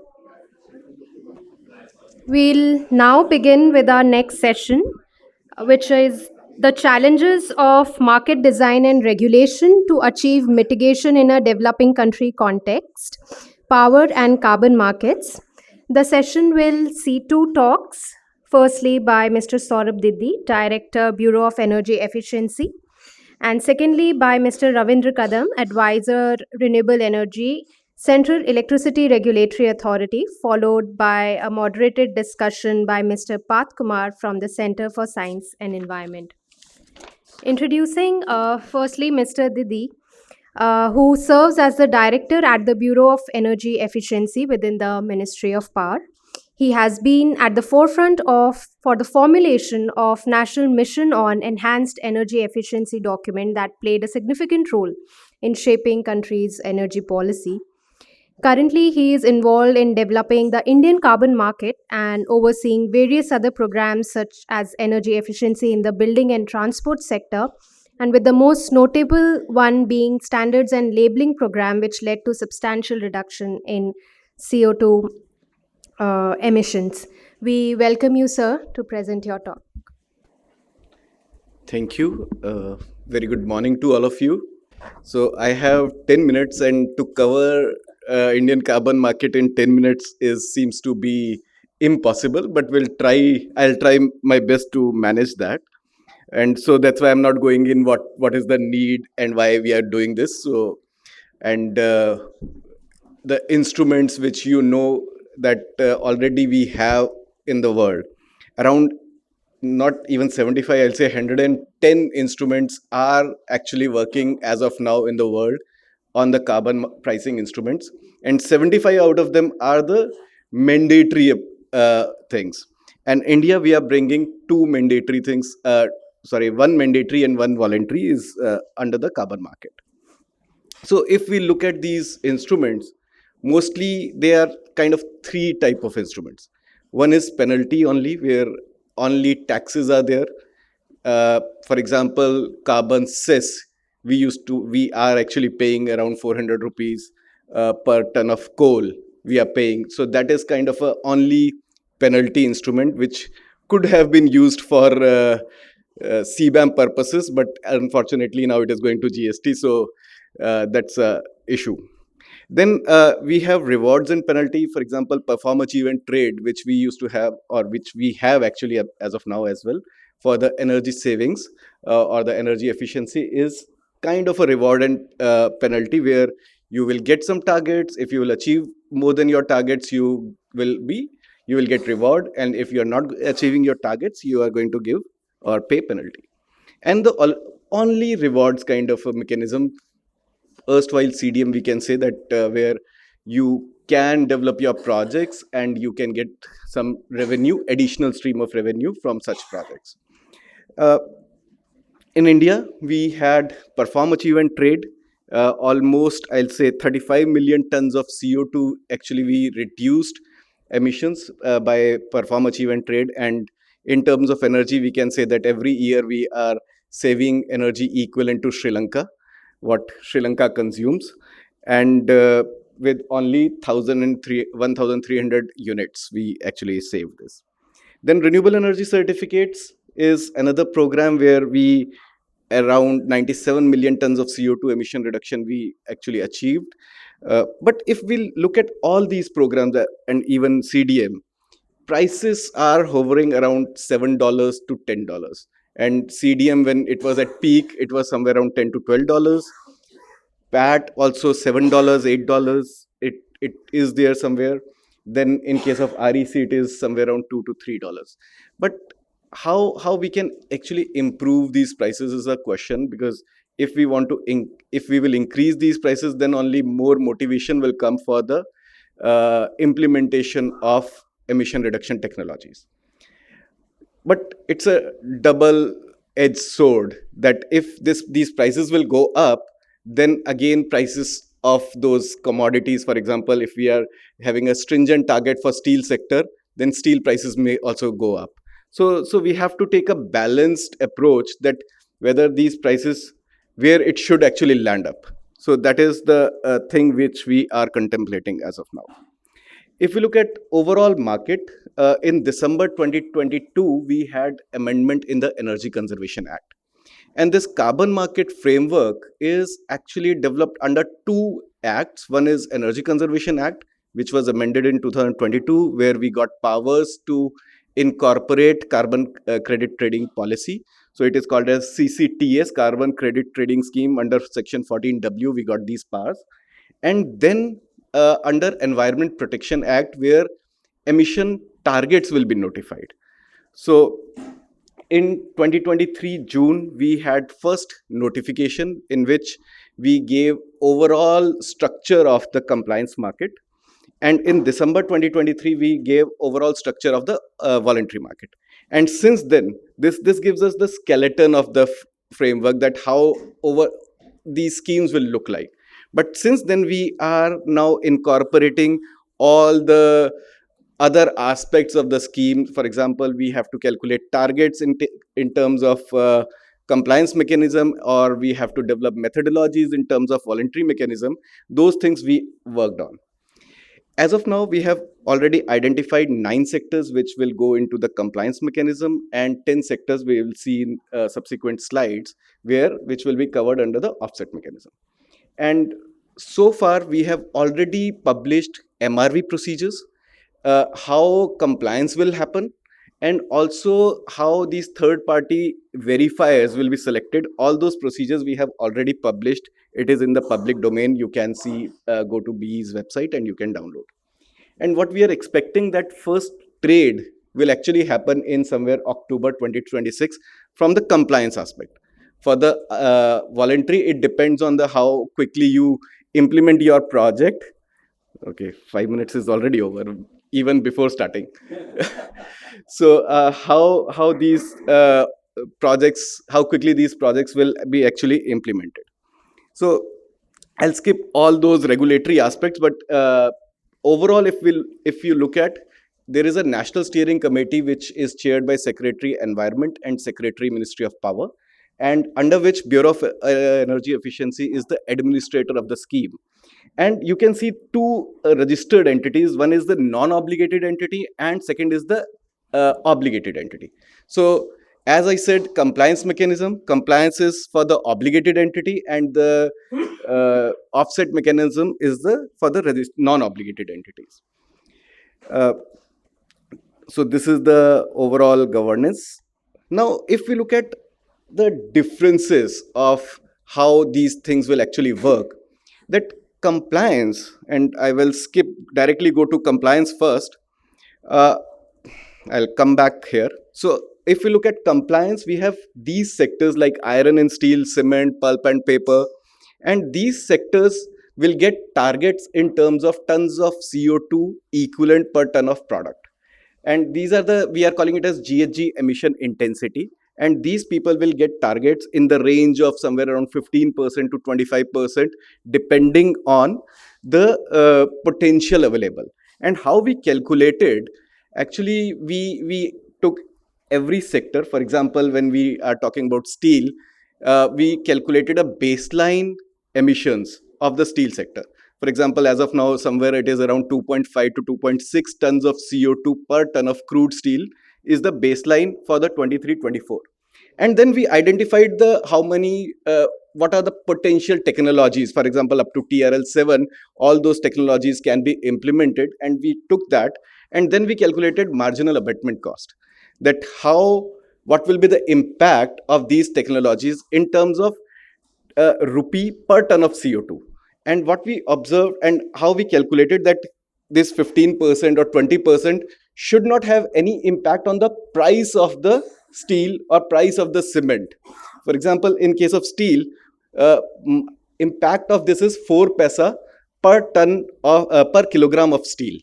That is the impact which will happen if we are going to have a 15% target. Similarly, cement, 0.1 paisa reduction will happen actually because of the energy efficiency, more energy efficiency potential is there. So that's how we calculated for all sectors except aluminium. Mostly prices are neutral with this marginal abatement cost, which is coming around, say, averages in case of steel is negative 143 rupees. So you can say $2. Or in case of steel, also it is somewhere around 80 or 90 rupees, like that. But in case of aluminium, where more of your electricity is being generated from CPP, there these prices are actually higher. And where we can say that even 10 or 12% target is stringent, we are proposing is 15% for in case of steel, aluminium as well. So, and these targets will be notified under Environmental Protection Act. Now I'll go back to offset mechanism. Offset mechanism where we identified these 10 sectors. You can say this is similar to UNFCCC's that 17 list of 16 or 17 sectors as mentioned by UNFCCC, and we clubbed those sectors. For example, their chemical industries are mentioned separately, transmission and distribution are separately mentioned. So we clubbed all those sectors into these 10 sectors. So all industry types are covered under industries. And we right now we are developing methodologies for first 6 sectors like energy to transport. And these methodologies will get these names like Bharat methodology and then initials of the sector and the number. So right now we have identified, for example, energy, renewable energy, hydrogen. When we proposed renewable energy, a lot of people said that why RE should be covered as of now, because solar is a business as usual thing. But what we thought that we will not have solar only. Solar with storage will be covered here, or your pump storage will be covered here. So those kind of technologies will be covered under the RE. Then hydrogen with electrolysis or biomass also is covered here in the industry segment. Then on the waste handling also we have landfill methane, flaring of landfill gases. Agriculture, we have identified 2 methodologies on biofuels and livestock. Then afforestation, reforestation, and also modal shift from road to rail or water, and also electric vehicles. So these are the methodologies which we are covering. Compliance targets are almost ready, and we are going to notify these targets before 31st March this year. Even these 12 methodologies are ready, procedure documents are ready, which we are going to present to the National Steering Committee. And once it is approved by National Steering Committee, these will be released, and hopefully everything will be there by Feb end, because in Feb on 24th and 25th, we are going to have an international conference on carbon market, and we are trying to publish all these things before that. So that is our plan, and hopefully I am in time. So that's all from my side. Thank you. Thank you, Mr. Diddi. We'll now move on to our next speaker, Mr. Ravindra Kadam, who is currently serving as Senior Advisor, Renewable Energy at the Central Electricity Regulatory Commission in New Delhi. With over 15 years of experience in the power sector, his work focuses on regulatory and policy issues related to renewable energy, hybrid systems, storage technologies, and market development for renewable and conventional energy sources. We welcome you, sir. As my earlier speaker said that he has to cover Indian carbon market in 10 minutes. Now I've given the responsibility of covering power market in 10 minutes. So I will try my best to actually quickly try to cover what I want to say in my presentation, though the slides of the presentation might be quite big. So I will try to restrict myself in 10 minutes. Second point is that I think both of us are practitioners. So most probably we are coming here with the kind of challenges we are going to face in the existing framework of policy and the regulatory, and what would be the near futures, rather than how exactly to achieve 2070 targets and what should be the vision for the 2070 target. I think, like many academicians, I think maybe the policymakers or the regulators are more uncertain about how exactly to think about the long term. But of course, the current challenges and the near future challenges most probably will give some what I would say the pointers to achieve, to make sure that how we are going to achieve in the long term targets of net zero and others. So with that point of view, I basically try to cover my presentation. I will try to give a glimpse of what is happening in the power sector, the reality check in terms of the challenges not only the policymakers but also the system operators and the other stakeholders are facing these days in this story of energy transitions. And that for that, I will just skip few of the slides, which most of the stalwarts in the hall are not required to. I don't require these slides to all these stalwarts, so I will just escape a few slides. So as I said, again, to cover the story of development, RE development in India over a period of last one decade, I would say, we have seen the significant improvement and significant deployment of renewable resources in our system. And so to say, this has been possible because of some kind of a regulatory and the policy interventions at regular intervals. And as a part of that, I think it's just it's a learning experience for the policymaker and the regulator also to understand and make sure that you have appropriate and adequate interventions in the in this story of development of renewable energy. Of course, few of those interventions, as you all know, the earlier feed-in tariff kind of a regime where the preferential treatment was given to the RE when the cost of RE was, as compared to the average cost of supply, was quite high, and later on bringing that competitive bidding mechanisms to make sure that the cost, the competitions into the power sectors and into the RE sectors will bring the prices in intermittent sources reduces significantly. And later on, as you have matured that regime and then get settled into that regimes, how that different market and the grid code regulatory measures were taken to make sure that more and more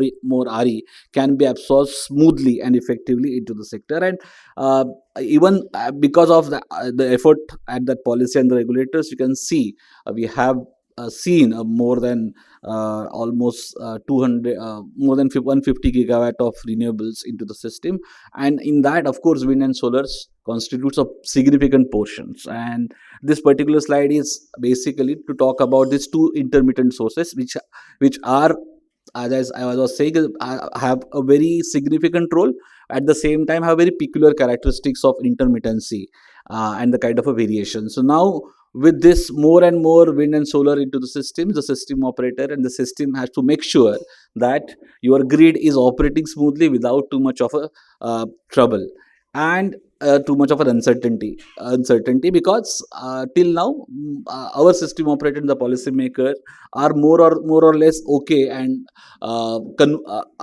generally comfortable with this conventional source being into the conventional source and the grid operating with that conventional sources. But with variation in the generations, the system operators and the challenges before the system operators have significantly increased. And this, I think the second figure can actually give a glimpse of that, because in many states you can see the instantaneous RE penetration is quite high.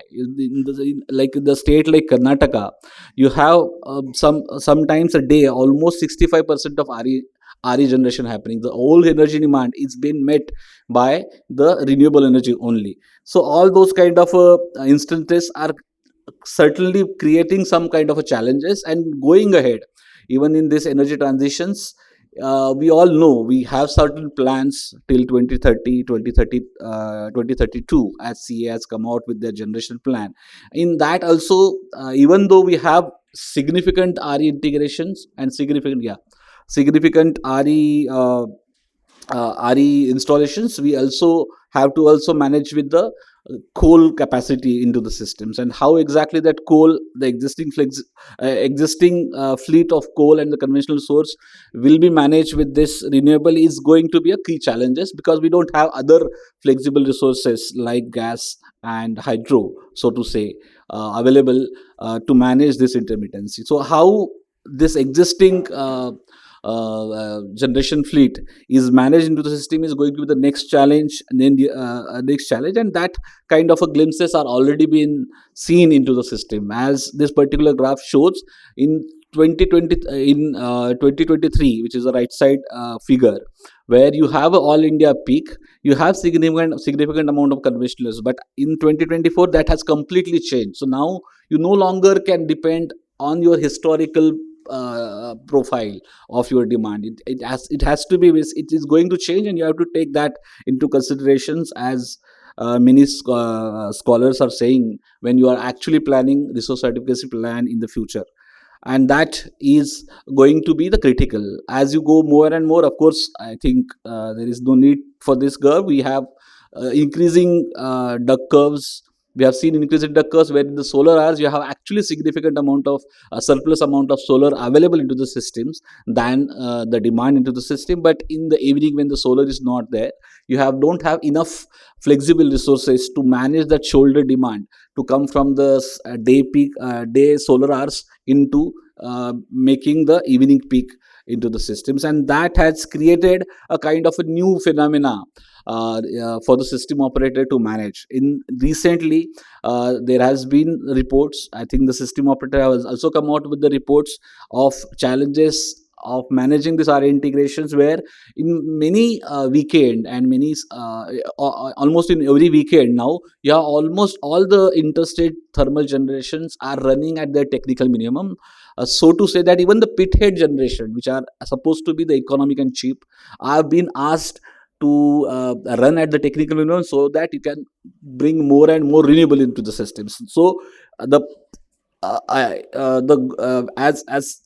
because of that, then you have seen some kind of issues of high frequency during that solar hour, when you have more generations being absorbed into the system than the requirement, and that is going to be the key challenges going ahead. How as a policymaker and the system operators, you are going to manage this need of this flexibility into the system, and that, according to me, will also give you some kind of a glimpse at if more and more RE installations are going to take place as a part of ambitious target to meet our NDCs. We at the same time also have to make sure that how this more RE and RE can be absorbed smoothly with the required flexibility into the systems. With the this required flexibility, of course, comes with the cost, and it has its cost implications, whether it's an affordability from the consumer point of view, or whether it's a kind of a regulatory measures you create through ancillary and some SUC, security constraint unit commitment, or security constraint economic dispatch. All this comes with some kind of a cost, and how this cost is going to be available and going to be resolve the equity principles, which are going to be again a new discussion for achieving this kind of an energy transitions, I think is going to be the key. So I another discussion I just wanted to say, in order to address this issue of high flexibility requirement, even relying on the power exchange has not necessarily have resolved that issue. Rather, because the power exchange, though are showing the similar trend in the spot prices in the power exchanges, you are seeing the power exchanges where in the solar hours you might have a lowest MCP market price available, but at the same time in the evening you have most of the blocks where the prices are reaching to the ceiling price in the power market. So whether this kind of a flexibility and variability in the power exchange how this will evolve, and how this will take care of the reliability to system, is again going to be a challenges in the near future. So these two points I just wanted to say. are going to be the critical while we are planning for the energy transitions with sustainability and achieving our developmental goals. Of course, these are the few slides where the regulators are going towards achieving those, making sure that these challenges are will be addressed and will try to cover in the existing practice of the regulators. But eventually, how this will unfold in the near future is going to be the key for the energy sector. Thank you very much.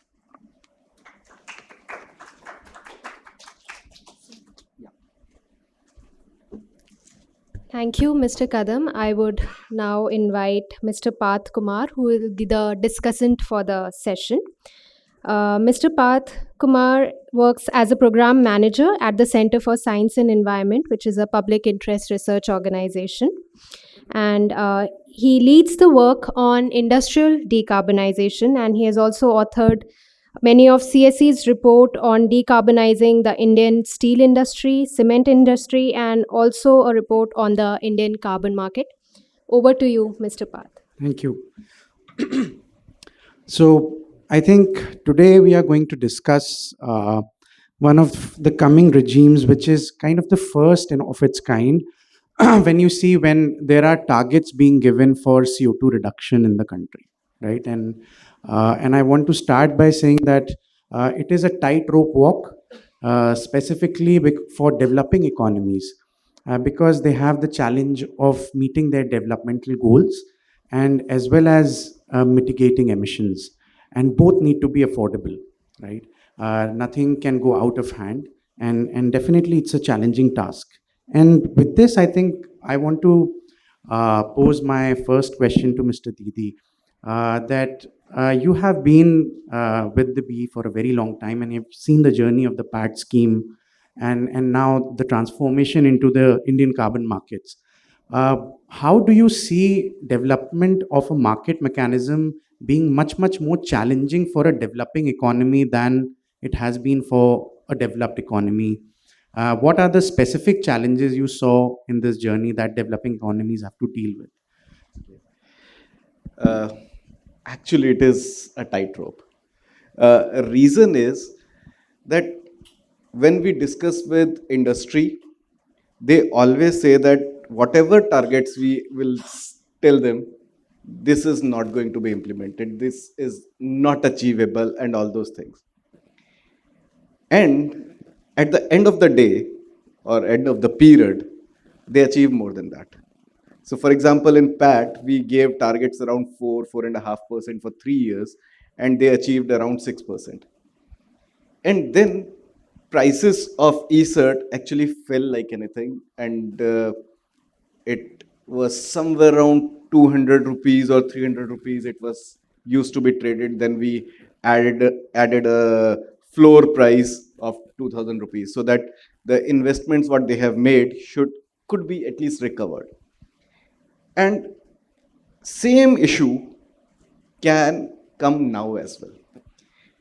But if we will have a very stringent target, then what will happen? The prices of steel or cement will go up, and our inflation rate will go up, and so our economy will have a problem. Then another issue is whether we should have a target in terms of absolute emissions. In PAT, we used to have targets in terms of energy intensity. But if we will have absolute emissions, then again, we are actually growing in double digits in few of the sectors. And if we will have absolute emission targets, then that growth will be hampered. So we have to take a balanced approach, that whether we should have very stringent target, very relaxed target, or a balanced kind of target.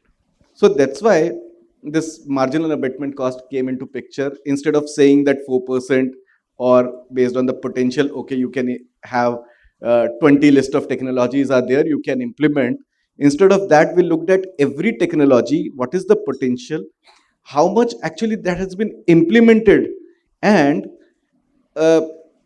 based on that, for every technology we calculated what is the amount of money I will need to reduce 1 ton of CO2 with each technology.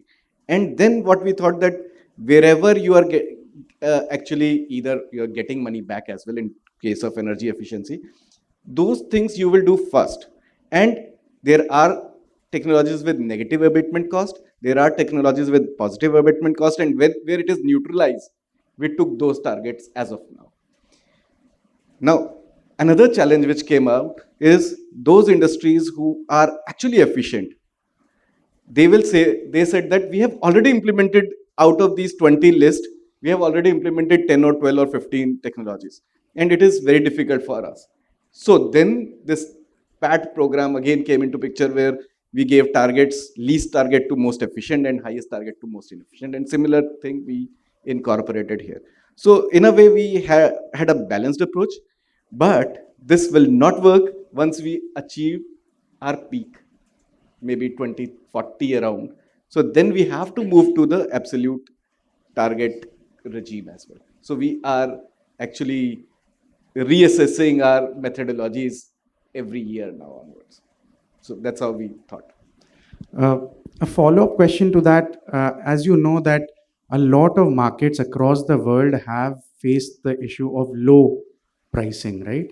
And probably you told the methodology about the cost abatement, cost of marginal cost abatement you will be utilizing to reach a certain price. But still, the technology scenario is also changing very rapidly, and there might be upheavals in the market as well. We have seen in the past, because of excess supply of certificates or issues like that, the prices really can go up and down. The demand and supply or the liquidity of the market also impacts it. Are there any new features that you are incorporating in the Indian carbon market which are different from the PAT scheme or other such schemes that will try to, regulate the pricing in a sense that it is always in a level that is not very high for the consumers and not very low in terms of nothing happens on the ground? So the floor price and the roof price, ceiling price, we have the provisions in the new regime as well. So we will have these things. But the new thing which is coming up is MSR, that is the Market Stability Reserve. And because look, we should not actually come and trickle the market every now and then, but this will actually keep, for example, central bank or RBI is keeping our inflation under check 2% to 6%, around our average is 4 plus minus 2. And when it goes beyond and below, above, then only they come in to intervene. And this MSR will be similar to that prices band will be there, so that if it is going very high because of there is significant demand and there is no supply, then it can sell into the market. Or if prices are very low, then also it can buy so that it can balance it out. But there will be trigger points for that, and this MSR provision is already there in the notification itself. So right now we are developing contours of that MSR, that how it will work and what will be those trigger points. So, but we are developing such things so that there will be stability in the market. Thank you. With this, I think I would like to come to Mr. Kadam. We all know that the power sector is not a part of the Indian carbon markets right now, right? And we already have the renewable energy certificates in place and similar kind of issues which were there in the PAT scheme. But CRC has looked into regulations for time immemorable. And the problem sometimes, if we talk about thermal power plants, there have been several regulations that have come in, and we have seen the issue of at times delayed compliance, or sometimes there have been penalties set up even in those past schemes which were difficult to implement.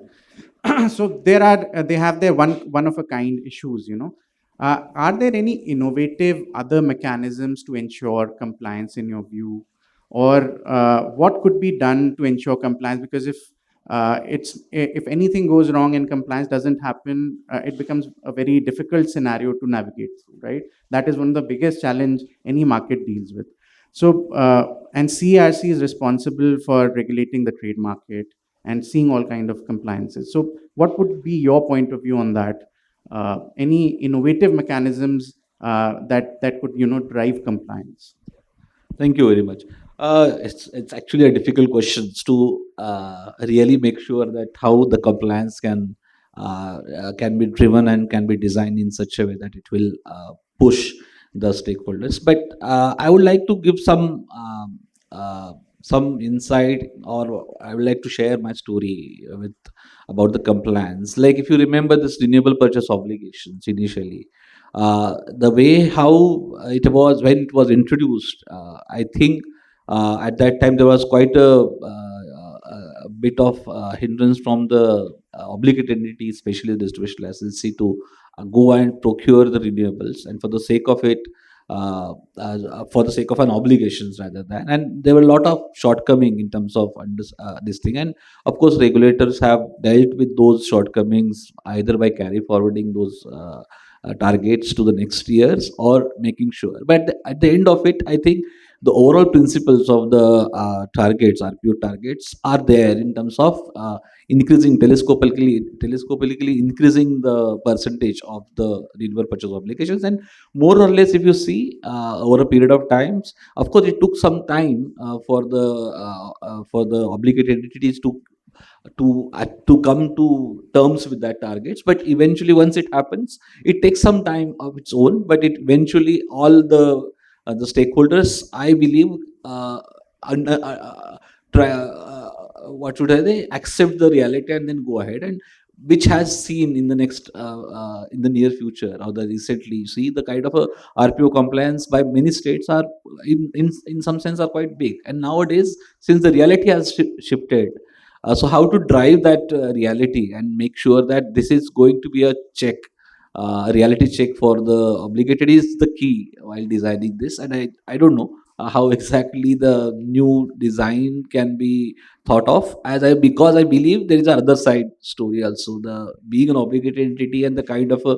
distress, the financial distress the discoms and the consumer has, the affordability become a key issue. So designing any kind of a tool to make sure, you also have to understand, okay, whether that affordability can uh, how much that affordable to the consumers and to the stakeholders. So I think these two challenges will always be there, and as Mr. Saurav said, it basically you will have to change your strategy depending upon some regular interventions when at what stage of development you are. So yeah. Thank you, Mr. Gaurav. That brings me to a question which I often hear when there are discussions on power markets and the regulations that come for the power sector. There has been RPO and there is the proposed RGO, right? And there is a lot of people who think, or a lot of experts who might think that RE is at a very low price right now. Do we actually require obligations for renewable in the country? Or do we actually require these kind of regulations, or can it be totally market driven? This would be something interesting to listen to, that where is the role of a regulation here, especially when the prices have dropped extensively. And yeah, I mean, would be good to listen to your Yeah, I thoughts. completely agree with you in the sense. I certainly believe now we need to, at least my individual opinion is like that. We need to rethink about the need of an RPO when you have the reality, when the reality itself will suggest you to go for the renewable deployment rather than any other source of energy. But at the same time, I would say.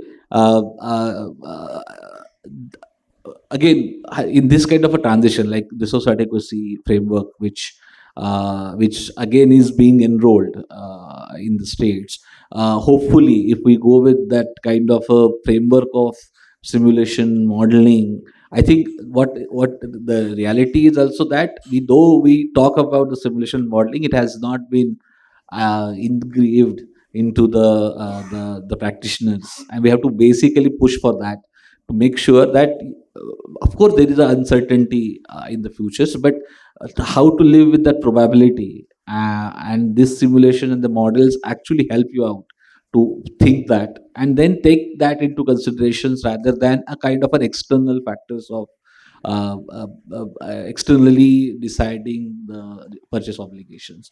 But I think eventually, I think because the system is quite used to it, it becomes a little difficult for the policymaker also to get away from that.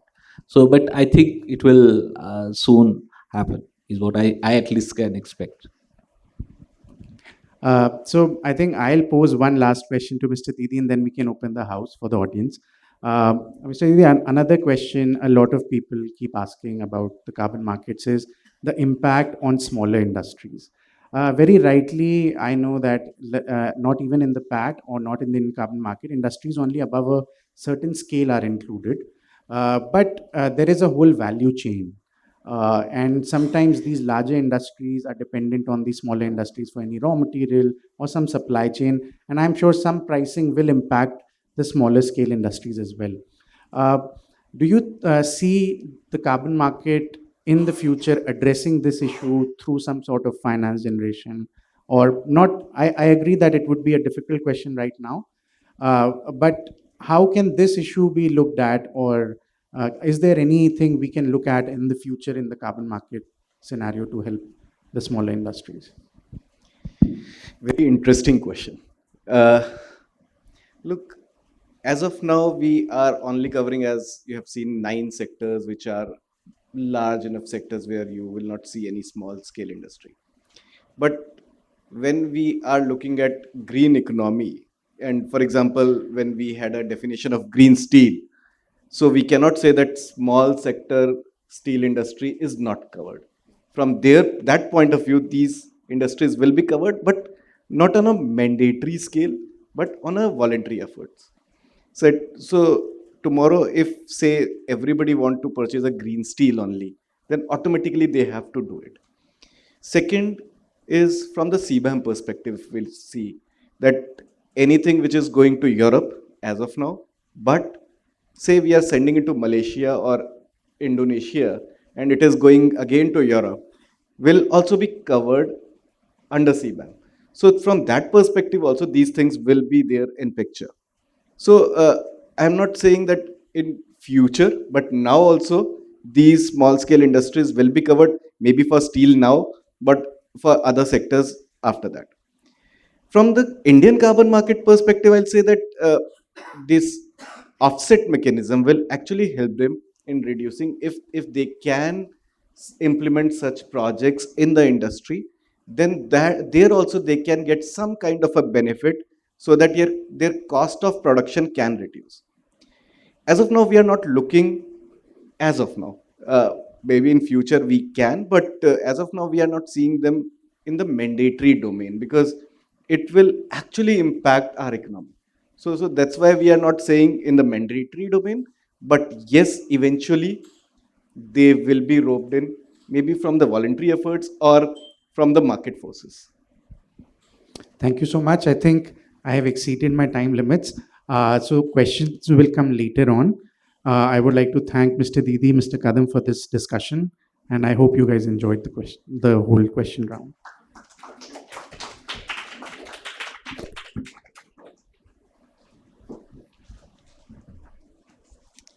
Thank you, dear speakers. We now move on to our last session before lunch, which is reimagining the role of discoms for a high renewable world. And I'll first like to introduce Ms. Anne Jose, who has been associated with the Prayas Energy Group since 2011 and is now a fellow there. Her work concentrates on electricity sector policy and regulation at the national and state level. Her current efforts are focused on the financial viability of distribution companies, rate and subsidy design, power procurement planning, development of electricity markets, rural electrification, and energy transition. She is also working on furthering access to energy sources with clean emission profiles for cooking. I welcome you, ma'am.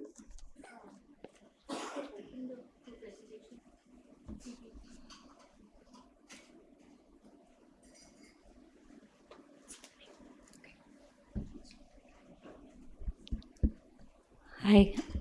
I've been given 15 minutes to reimagine the role of discoms in a renewable energy world. So that's quite a tall ask. But I think what I try and do is to provide a broad lay of the land. Maybe a lot of this would be things that you're already familiar with, but it might at least help set the context for a discussion we can probably have later. And from the Discom's perspective, I think three big changes that I like to focus on is what happens with the supply mix changes, what happens to demand itself for distribution companies, what happens to network, and what happens to pricing. So these are all questions. There are no answers.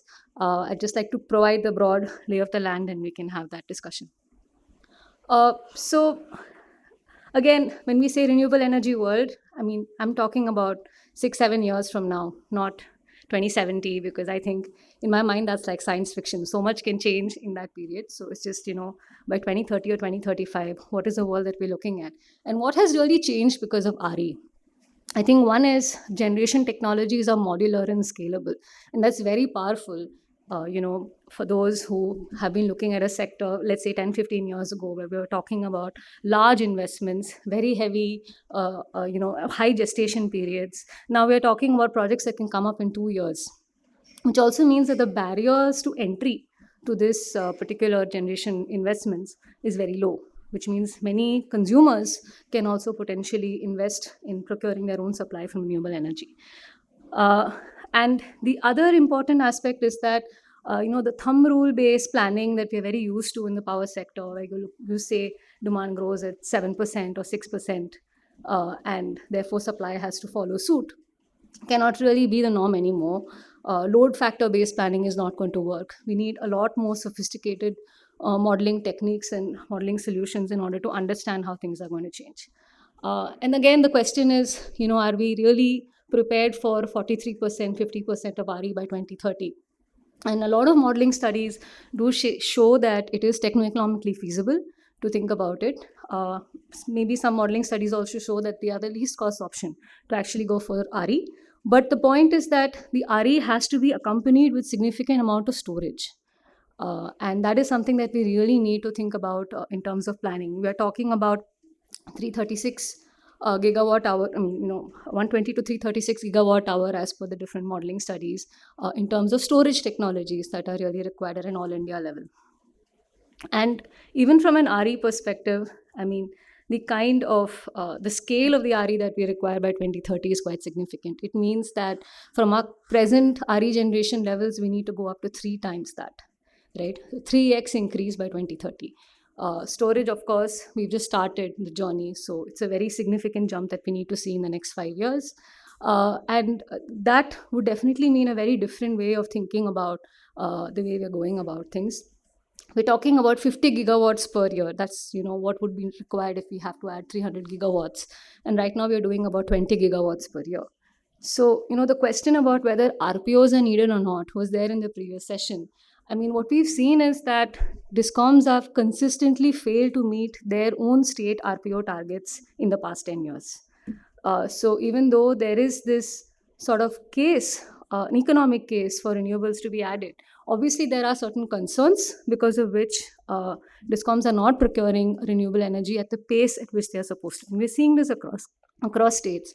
So whether the discoms themselves can be that procurer or that trader to take us to a 3x increase in RE generation is a question that we really need to ask ourselves. Or can we reimagine sector structures itself in such a way that RE procurement and deployment can happen through agencies other than the discom itself? Can market really play that role? When it comes to storage, I think in the past couple of years, in fact, in the last year itself, there's been very significant progress, especially with battery-based storage. Oh, I see. Can we have technical support to show the slides?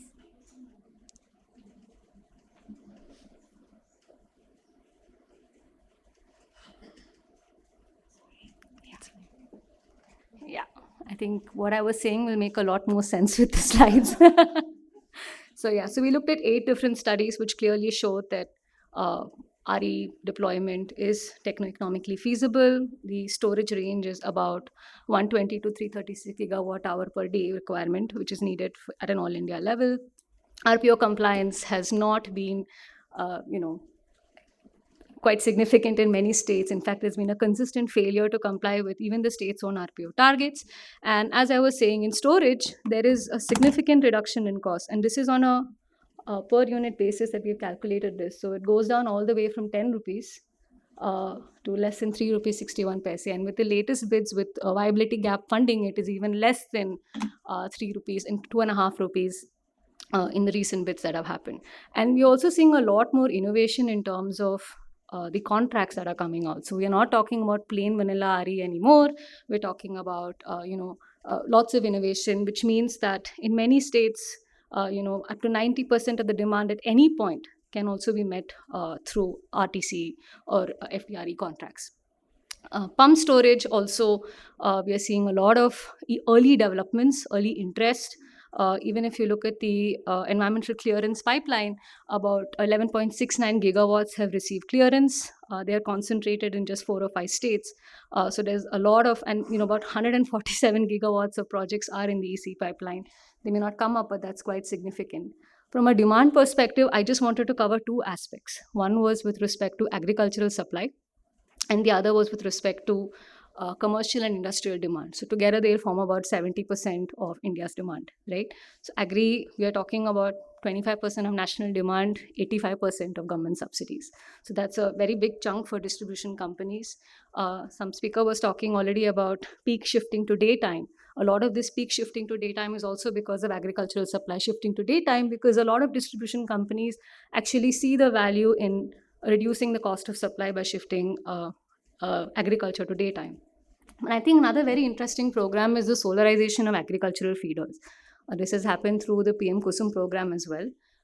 And even though subsidies were given, grants were given in order to scale up this program such that there is dedicated solar at the dedicated agricultural networks which are there. They are much smaller. They are 2 to 10 megawatt scale projects. So they are almost decentralized projects.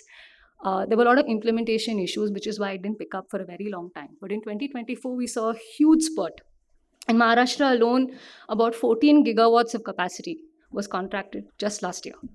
And the tariffs are quite competitive. And a lot of storage is also being aggregated in many of these decentralized sites in order to provide reliability solutions. So this is completely a way of sort of addressing agricultural supply challenge through solar and storage itself, and it's picking up in many states. The model that is followed in Maharashtra in terms of addressing some of the implementation challenges has also resulted in significant procurement in Rajasthan, Gujarat, Madhya Pradesh, and we're talking about 20 gigawatts of more power just being contracted in these states. So 50 gigawatt target, 21 gigawatt is coming from agricultural solarization, right? So that's really significant. The other sort of big push for RE could probably come from industrial consumers. And that could be through third-party contracts or through investment in captive or grid interactive RE or rooftop solutions through net metering, net billing, etc. Here we are seeing that for captive and open access consumers, the savings can be quite significant. We're talking about in the range of 10 to 40% savings through this kind of contracting rather than getting supply from the distribution companies. And as I said, because the technologies are so different, it's much more easier for consumers also to invest in these technologies. And the recent change that has happened is the regulatory and legal mandate has changed, which means that a lot of consumers, even with loads as less as 100 kilowatt or even less than that, can actually go for these third-party options. And many regulatory commissions have actually enabled this change across the country. And with CBAM, ESG requirements, etc., many industries would definitely want to go for this policy. But the question is, discoms may not be able to cater to the 24/7 carbon-free energy requirement that many of these industries have, right?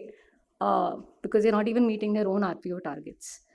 So is the current duopoly or monopoly structure enough to cater to the demand for industrial carbonizations, and are discoms the right entity to play that role? And if so, what role is the big question. And even this kind of migration of sales that is happening to renewable energy is having a significant impact on the distribution companies today and their model. So one big example is the fact that distribution companies are not the sole provider of supply today. So the state demand is not the same as a discom's demand, which has been the case in India for decades.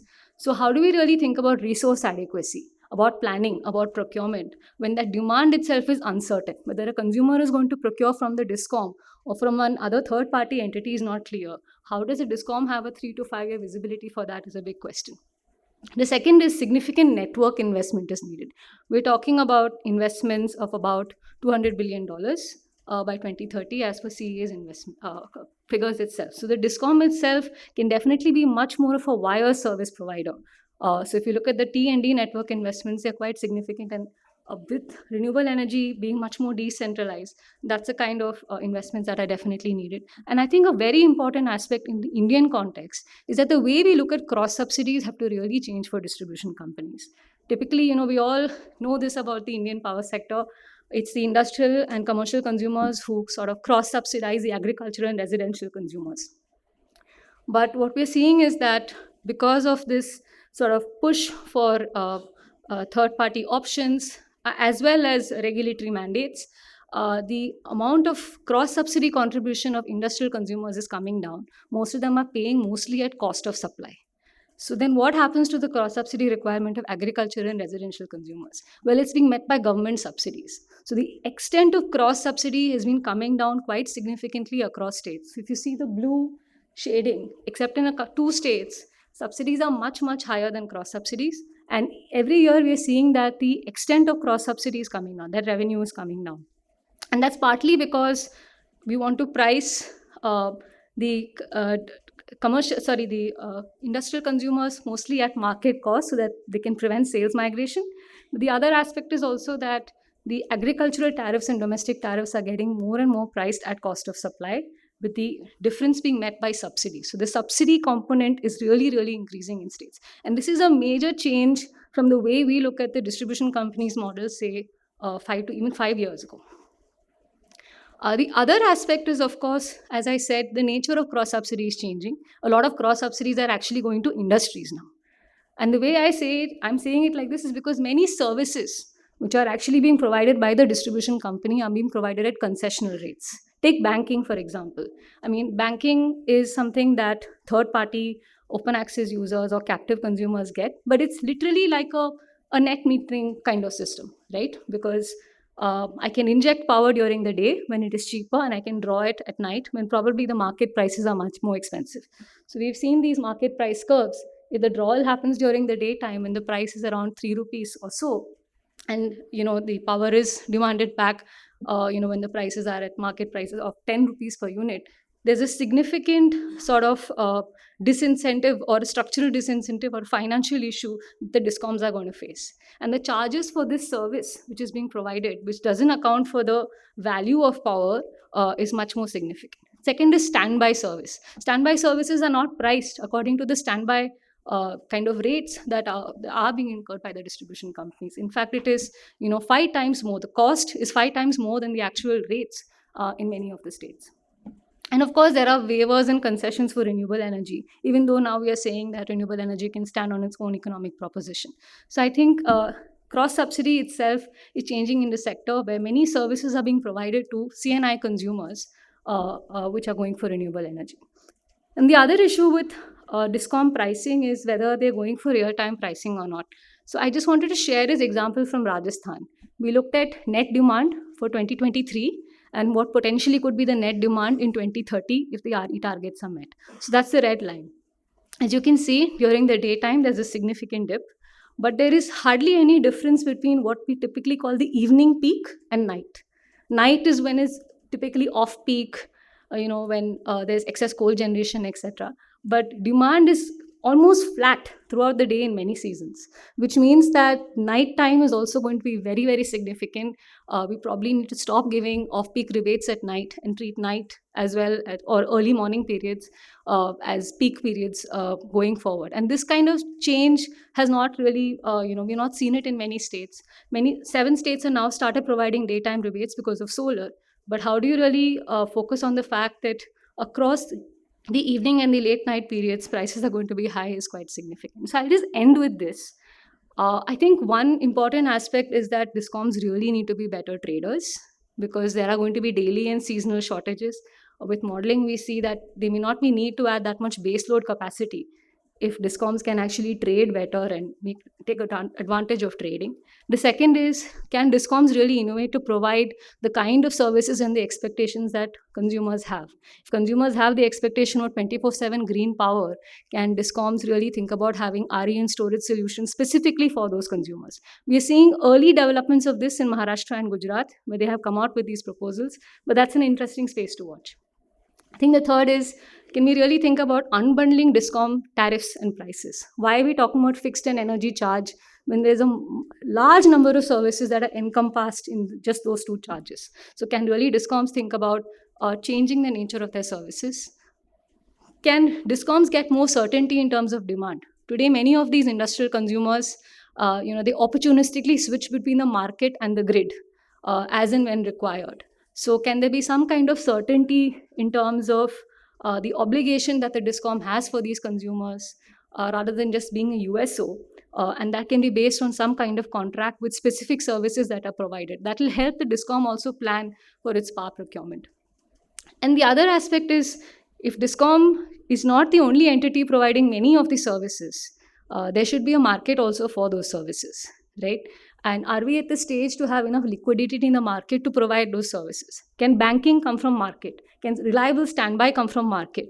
I think there are a lot of reform in the market system also is definitely required, starting with standardized contracts, starting with ways to increase liquidity, maybe thinking creatively about market ceilings as well, because 10 rupees per unit, even storage cannot really come in during day ahead markets. So can we really think creatively about ceiling in the market as well? And a very important point is about network investments. We're all talking about resource adequacy in terms of supply. The kind of network investment that is needed in India till 2030 is very significant, especially and also how do we really innovate with system operations even at the distribution level? So these are the kind of challenges that are there before the discom in terms of fundamentally changing their role. I'll stop with that.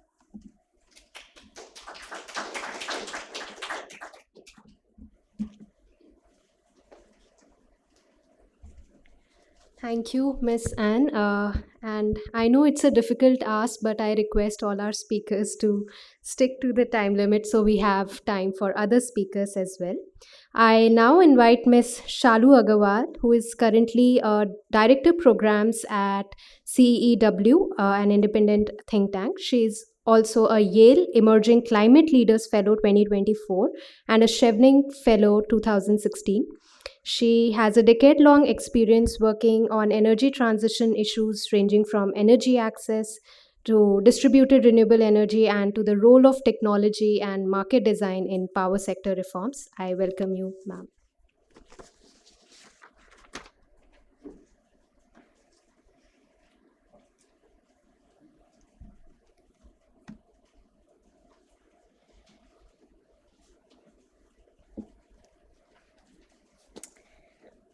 Thank you so much, and hello everyone. Very privileged to be here and speaking in this session. While as power sector researcher, I mean, we often talk about like the technicalities and regulations and market design. What I really found interesting about today's conference was the fact that this framework of development and sustainability linkage, and to think about discom's role going forward from that lens. Which again was an exercise because we typically, work with the frameworks that we are comfortable with. So I would like, I'll spend some time talking about that.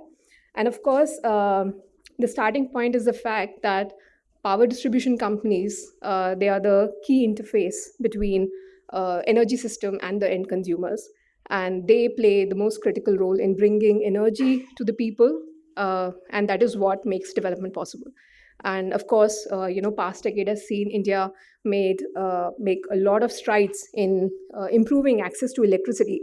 In fact, past 2 decades, by our own assessment, 800 million people have got access to electricity connection. And of course, the duration and supply of electricity supply has been improving with time.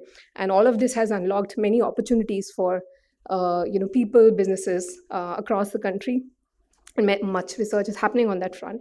And so today's conversation is about, what role can discoms play in a high RE future, and what are the development and sustainability interlinkages on this front. Um, and it's important that we keep revisiting the imperatives for a high energy future in India's context. It's not just mitigation, but the fact that as one of the most vulnerable countries to climate risk, we are very mindful of what kind of future we are building and what kind of energy system do we need. And as the slide shows, as per an assessment by CW in 2021, 5 out of 20 Indians are always are extremely vulnerable to 3 extreme disasters, be it floods, cyclones, or droughts. And the fact that there are so many externalities related with the continued use of thermal generation for energy production. Half of India's emissions come from power sectors, and almost 12% of our pollution across the country is attributed to power generation as well. And we, of course, need to address them. But the good part, as many other speakers before me have highlighted, is the fact that economics is in favor, and we are not really, looking at an extreme trade-off between cleaning our energy mix versus what it will cost us. And many recent tenders last year on solar storage have shown that economics is driving discoms towards cleaner resources for the change. And this, of course, is in line with the ambitious targets that India has set for itself on decarbonization, be it 50% of non-fossil capacity by 2030 or net zero economy by 2070. And the graph on the right shows how over the past decade, RE has been the fastest growing energy resource in our generation mix by capacity, not in terms of generation itself. And that's where a lot more work is needed.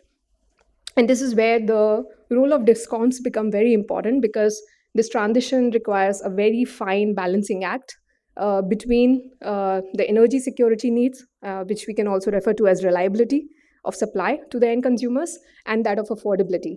And the key question is, can renewables or a high energy future also enable us to deliver quality and reliable, as well as affordable supply for our consumers? And that will determine significantly our economic outcomes as an economy, be it our ability to invest attractive investments for semiconductor industries, which require really high quality power supply, and one of the major barriers for those investments to come in, or for our various industries, cottage industries, and the kind of cost they need to invest in backup power supply when the grid is not serving the supply. And so I would like to speak about 4 areas where discoms need to become active enablers for the transition, rather than being passive observers or oftentimes hindrance in making the transition happen. Some of this obviously overlaps with what Anne talked about, and it's important to reiterate their role in these aspects as well. And these are their role in supporting resource adequacy planning, their role in smartly procuring energy and flexibility services going forward, the role in enabling rapid deployment of distributed renewable energy resources, which have so far been actually discoms have acted more as bottlenecks to them, and in leveraging demand flexibility as a resource. And to bring a little more reality to the discussion, I would like to take some examples from a study we conducted for the state of Rajasthan at the behest of the planning department. On the first one, on the planning, as we, Mr. Kadam very, in detail talked about the various challenges the grid will be exposed to when there is more RE into the system. And this is a snapshot for how Rajasthan's future days in 2029 could look like, and the net load, and the kind of variations and uncertainties on the demand front that will have to be managed. And it's important to think about the future, what kind of resources are needed to meet the kind of demand. And the big question is on demand itself. What kind of demand needs to be served? And this is where, a lot of gap in research is, and also in implementation. And what we are seeing, most states and most discoms currently rely on simplistic forecasting methods or CAGR-based approach to understand demand. And this is where discoms need to embrace, more advanced modeling techniques and forecasting methods, and also leverage data that comes from smart meters. Second, I talked about procuring energy and flexibility services. Again, from the state of Rajasthan, we see that in a scenario where they comply with the renewable purchase obligation targets in 2030, the ramping requirements for the discoms will quadruple if the share of renewables double. And if, going forward, the flexibility needs will only increase faster than the share of RE entering the system. And this is where discoms need to become creative in procuring the flexibility and energy services. And good examples have started emerging from different states.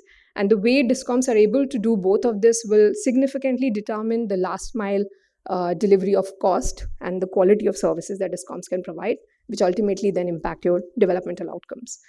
The third is, of course, the role in enabling rapid deployment of renewables. And this is not just from a mitigation perspective, but like Anne briefly talked about, particularly for the agriculture sector, which has been so far seen as a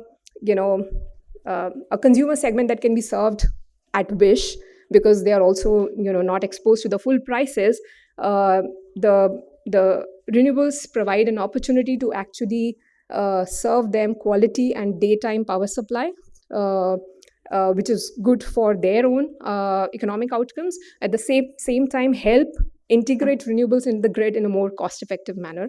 And if we see, like 60 gigawatts is roughly what India's grid would need in terms of demand shifting towards daytime, which is possible through this decentralized solar capacity being deployed for agriculture sector.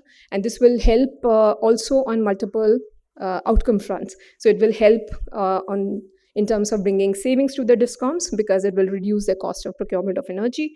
It will help in avoiding a lot of emissions over the life cycle of the projects that are deployed. And most importantly, it will also help decentralize creation of jobs, because we are talking about really smaller plants that are distributed across states rather than reliance on utility scale. And of course, there are many other co-benefits that that can be quantified and discussed. And this is why it's important, I think, in the context of different types of decentralized resources, we must look at various lenses in which they can bring benefits to different stakeholders rather than just the climate mitigation objective. And of course, here the role of discoms is very crucial in bringing about new business models that can help offtake of these projects, in identification of land at the right sites, avoiding environmental issues or biodiversity issues, but also ensuring fair prices for the landowning community, which will be devoting their land towards these projects, in upgrading the distribution infrastructure, but also managing trade-offs that we heard about earlier, because the water energy nexus issues could become really tricky as we scale up the scheme, because would better supply lead to more pumping in areas which are already struggling on the waterfront is a question that needs more research further. And not much has been done on that front. And then finally, this is something that we discuss least in the concern of energy transition, but it's going to become very important, because so far all our energy systems have been designed to serve demand whenever consumers need it. But going forward with the uncertainty on the supply front, treating demand as a flexible resource becomes very important, and discoms need to become really tech savvy, need to better understand their consumers, be it domestic, commercial, transport, and agriculture, to be able to offer them pricing signals and leverage technology to tap into flexible demand to meet the system requirements as well. And this is my concluding slide, where I am summarizing how discoms need to participate in these structural shifts to be able to further the energy transition, which starts by accepting the fact that you're going towards a future where with high RE, you will have more uncertainties and less predictabilities. We're moving from a centralized unidirectional to a more decentralized bidirectional system, which will require infrastructure design also to change on many fronts. We're moving from an administrative driven bundled business to market driven liberalized business. And of course, Anne also talked about, like, can we reimagine the role of discoms, and can certain more consumers be allowed to just drive the market rather than depending on discoms for offtake of RE. And finally, moving from purely electricity business to electricity and IT business, because what discoms would need is a lot more IT capacity, ability to understand data, use data, and drive decisions which are based on data, which has not been happening so far. So thank you so much.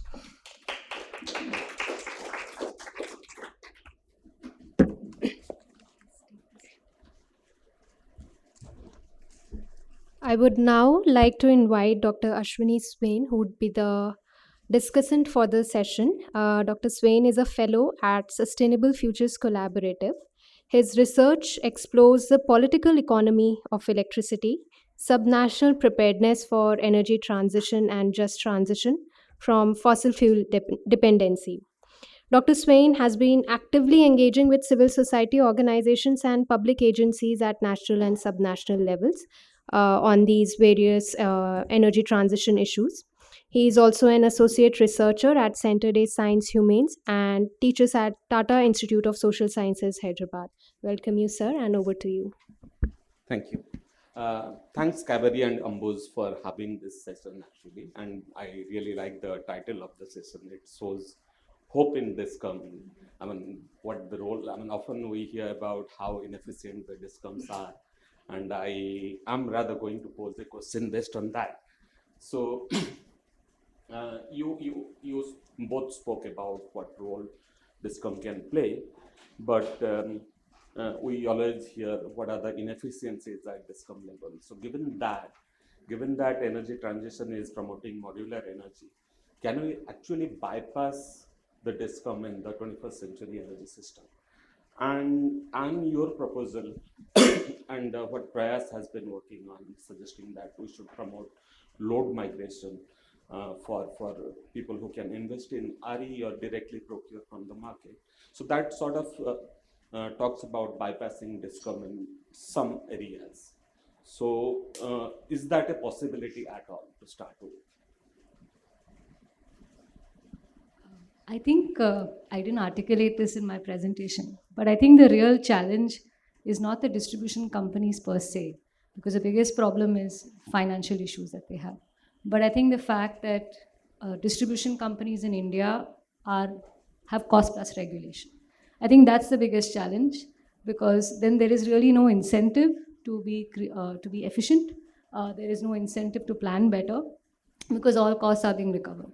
So I think the proposal that we have is, can we imagine a world where at least the HT segment, which is the high tension segment, 100 kilowatt and above consumers who anyway have access to the market, where that entire segment can be deregulated, which means that the regulatory commissions do not fix prices for them. And the costs for the services that are being provided through market, which means discoms also are market participants rather than regulated entities for that segment. Whereas for LT consumers, who are much smaller, domestic and agricultural, maybe it can be regulated, but that effectively would shrink the pie of the discoms business, forcing them to focus on the reliability requirements of smaller consumers and planning for their power procurement through a cost plus business. Whereas the multiple demands that industrial consumers have are probably better met through the market rather than the discom, which ultimately ends up playing multiple roles today and catering to multiple requirements, which becomes very hard within the cost plus framework. So the proposal is actually to shift from that. Yeah, I agree. So challenge there is Discom plays multiple energy roles. At the same time, they play significant political economy role also, the role of redistribution. So what you are suggesting, and I have a slightly different opinion on what you said about cross subsidization. So yes, I agree with you, and this is part of the data we managed together, we studied together. The average cost of supply based tariff based cross subsidization has been reducing. So the consumer segments are paying closer and closer to the average cost of supply. And then whatever gap is, that is covered by the government subsidies. But the average cost based tariff calculation itself is cross subsidizing. And it could be two scenarios. One, if it is same quality supply to each consumer, then the smaller consumers are being cross-subsidized because the cost of supply is higher. But if it is differential quality, if the smaller consumers are getting residual power more often, then the larger consumers may be cross-subsidized. And then you spoke about various services, energy services discoms provide at a lower cost to the high-end consumers, ST consumers. That's also a cross-subsidy. So one gap here is we really need to understand the cross-subsidization much better. So, and it's not purely tariff-based, it's energy services-based. That we need to detangle if we want to move on that basis.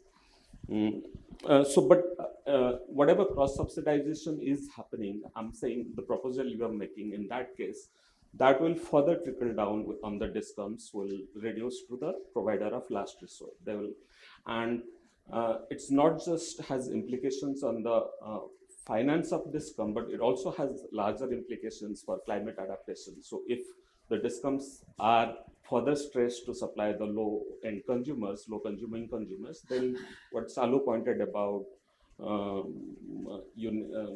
people dealing with extreme weather events, so heat wave, for example, that will be challenging for people. So how do you handle that in that scenario? And maybe Salu can add on that as well.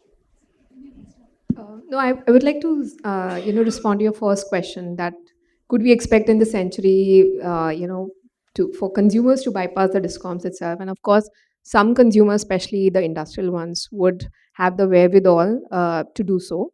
But from a mass and bottom-up bottom-up perspective, I am unsure if that would happen because while technology would have made it easy to own rooftop solar or decentralized systems and storage for consumers to put on their rooftops, we're also seeing from evidence-based research that the CUF or the generation from these plants is much lower because people don't find it so easy or convenient to maintain these plants. And this is also a sort of economic activity where you're generating your own power.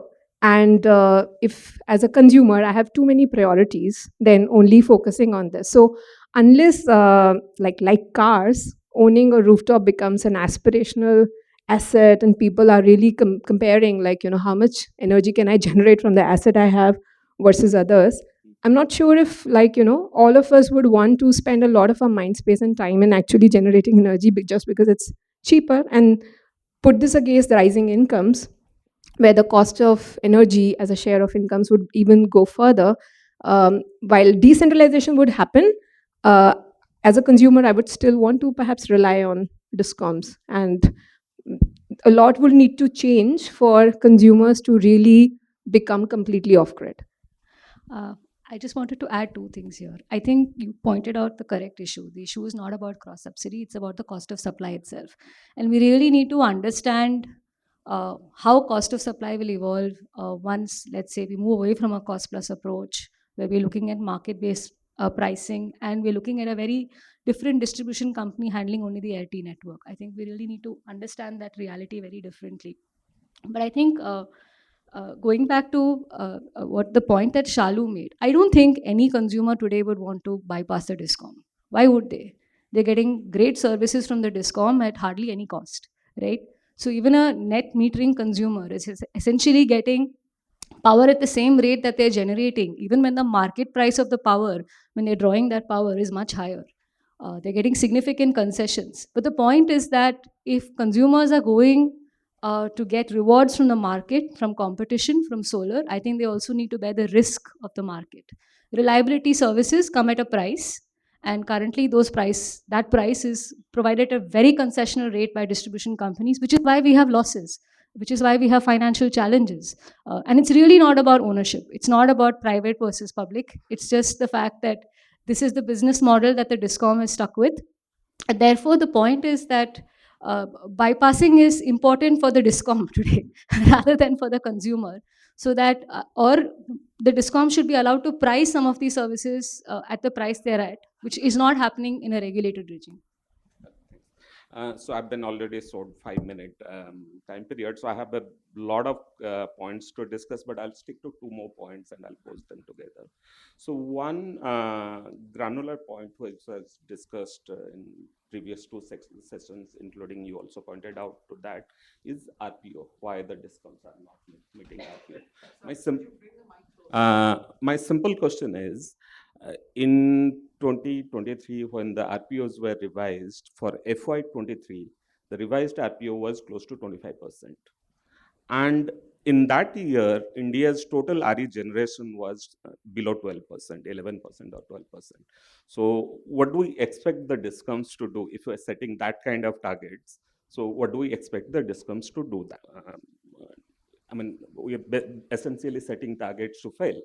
We don't want the discom to perform. So that's, and I want a reaction to that. What do you think about that? My second significantly disconnected point is, you both talked about the various role discoms have to play in the 21st century energy system. So where is the capacity in the discom to do all this? I mean, the basic functions which has been done for decades at the discom level, that's not being done properly. Like resource planning being one of those things. So now we are talking about smart procurement, planning, all those things. So how do you build discom capacity towards that? And the third point I would club with that, also we heard about how the discoms need to invest in the network capacity. So where's the capital for that? So how do we, I mean, discoms are leaking like anything, and Rahul is here, and the numbers we are hearing is not even accurate. I mean, the actual numbers are much more. So how do the discom mobilize capital for network investment? I can go first. On the RPO, I think one of the reasons why we have, in my opinion, we have not seen discoms really procure a lot of renewables is partly because of the fact that they had surplus capacity for a few years, and this is, they contracted a lot of capacity over a time, assuming a lot of demand and growth in demand, which did not really happen. And then we had COVID, and now we are seeing a cycle of surplus and deficit, and now we are actually headed towards more of deficit going forward, and we should expect more more procurement going forward. But the bottom line is discoms have not been planning for their resources really in a very methodological manner, which is the gap. They're not doing resource adequacy planning, and it has worked so far, but it will not really work when we're moving towards a more high RE future, because the level of uncertainties on the supply side are going to be too huge for them to be able to meet the basic SOPs that they're supposed to. You asked about whether they have the capacity, and of course, which institution has the capacity to deal with the kind of climate challenges that we are talking about. Everyone has to really up their game, and discoms more so. The good part is over the last 2 decades, many developments have happened, despite the fact that we continue to see loss numbers being high, and even the loss numbers have come down, partly because of improvement in subsidy payments and not so much on the billing efficiency improvement. And that's where I think the role of technological transitions like smart metering all consumers becomes important, because they will also help discoms manage the variability on the demand and supply side, not just improve efficiency. And this actually links to your question on the capital, because even investments in smart meter would be almost like to the tune of $1.4 trillion, right, which is huge $14 trillion, not 1.4, over the, for the entire country, including the, other non-metering costs. And this will obviously increase the indebtedness, which is already high. And for this, I don't have exact answer, but we have to also think about the way we are amortizing some of these investments, which are not just for present, but also for the future. Just like we approach investments in the transmission sector, we are not, distributing those costs in a couple of years' time, and we need to perhaps find more patient capital to make investments, which is not just for efficiency, but also for the longer energy transition. Yeah. And before I give the mic to you, one thing I want you to respond. Do you agree with what Shalu said about why the discoms are not meeting the RPO target? My observation is, if you are going to fail, whether you score 40 marks or 20 marks, it doesn't matter. You are essentially going to fail. And often the regulatory commissions say, how can we put penalty when we know there's no capacity to contract? So, I don't agree with you both. One more question I want to put on the capital investment on network side. Historically, the network investment has generally come from the central government assistance, but over last 2 decades or so, we are seeing a declining trend in that. There's grant schemes with much larger outlay, but much smaller government support as part of that. So is it, is it because of the rising subsidy burden on the government, but the subsidy burden is largely being met by the state government, not the central government? So how that's affecting the network augmentation as well? Okay, I think that the reason that discoms were unable to sort of meet their RPO target, I would call it three big reasons. One is discoms have a very administrative approach to procurement. And often they're very risk averse. So, even things like bidding calendars to plan for meeting my RPO target is not something that distribution companies often do. Like, let's say SECI does that. So I think there's this administrative approach in a cost plus environment where all costs are being approved also is part of the challenge. The second is regulators have never imposed penalties, except in 1 or 2 cases in the past 10 to 12 years. So even from the regulatory commission side, it is not being taken as seriously. I mean, as opposed to, let's say, resource adequacy, where there's a lot of action happening today in many states, or smart metering. So there's been a direct push from regulators, etc., to take some of these options open. And the third, I think, is very critical. I think many distribution companies and many actors definitely see reliability as a big challenge in a high RE world. And this is a real challenge. So the fact that I mentioned earlier, the higher we go in terms of RE procurement, storage technologies become very critical. And it's only this year that we've seen that breakthrough in terms of BESS costs coming down and a lot more investment opportunities in PSPs. So my point is that, this had to evolve at this time, and that's why I wanted to talk a little bit about Maharashtra's case.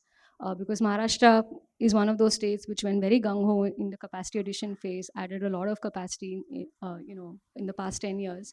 And it also had a very high renewable purchase obligation target of 25% before the national notification.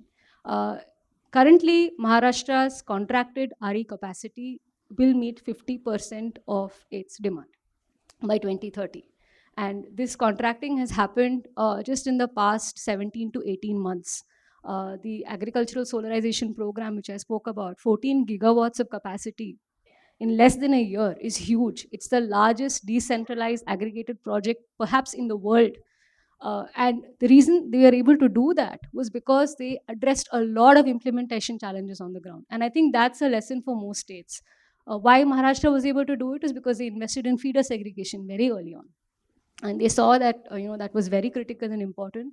Therefore, they were able to set up dedicated solar plants at those particular sites, and they were able to address many of those challenges. So I think being forward-looking, having a goal and a vision is also very important for states to take things forward. And that's why I wanted to come back to this point about 43.3. I mean, we all talk about the national target. Which state has a target for 2030? Whatever it is. The only state that I know of is Rajasthan. No other state has come up with a target for 2030, let alone 2035. So if renewable energy is very critical and important, states can have their own targets and their own determination and stick to it rather than it being imposed from the center. Perhaps it will even be higher than 43%. We don't know that. But the point is that there is evidence where states are doing this. They are overcoming many of these challenges.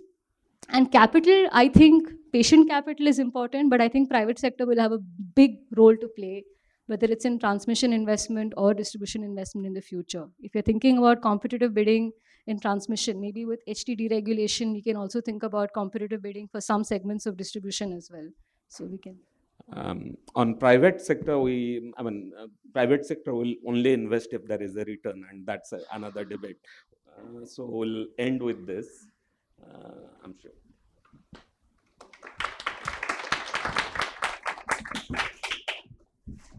Thank you, dear speakers. Before breaking for lunch, I have a small announcement. We'll reconvene again in the room next door, which is Marigold Hall, for the brainstorming session. So there is a slight change in our agenda, and we'll reconvene again at 2 p.m. And I'll request you to please proceed for lunch.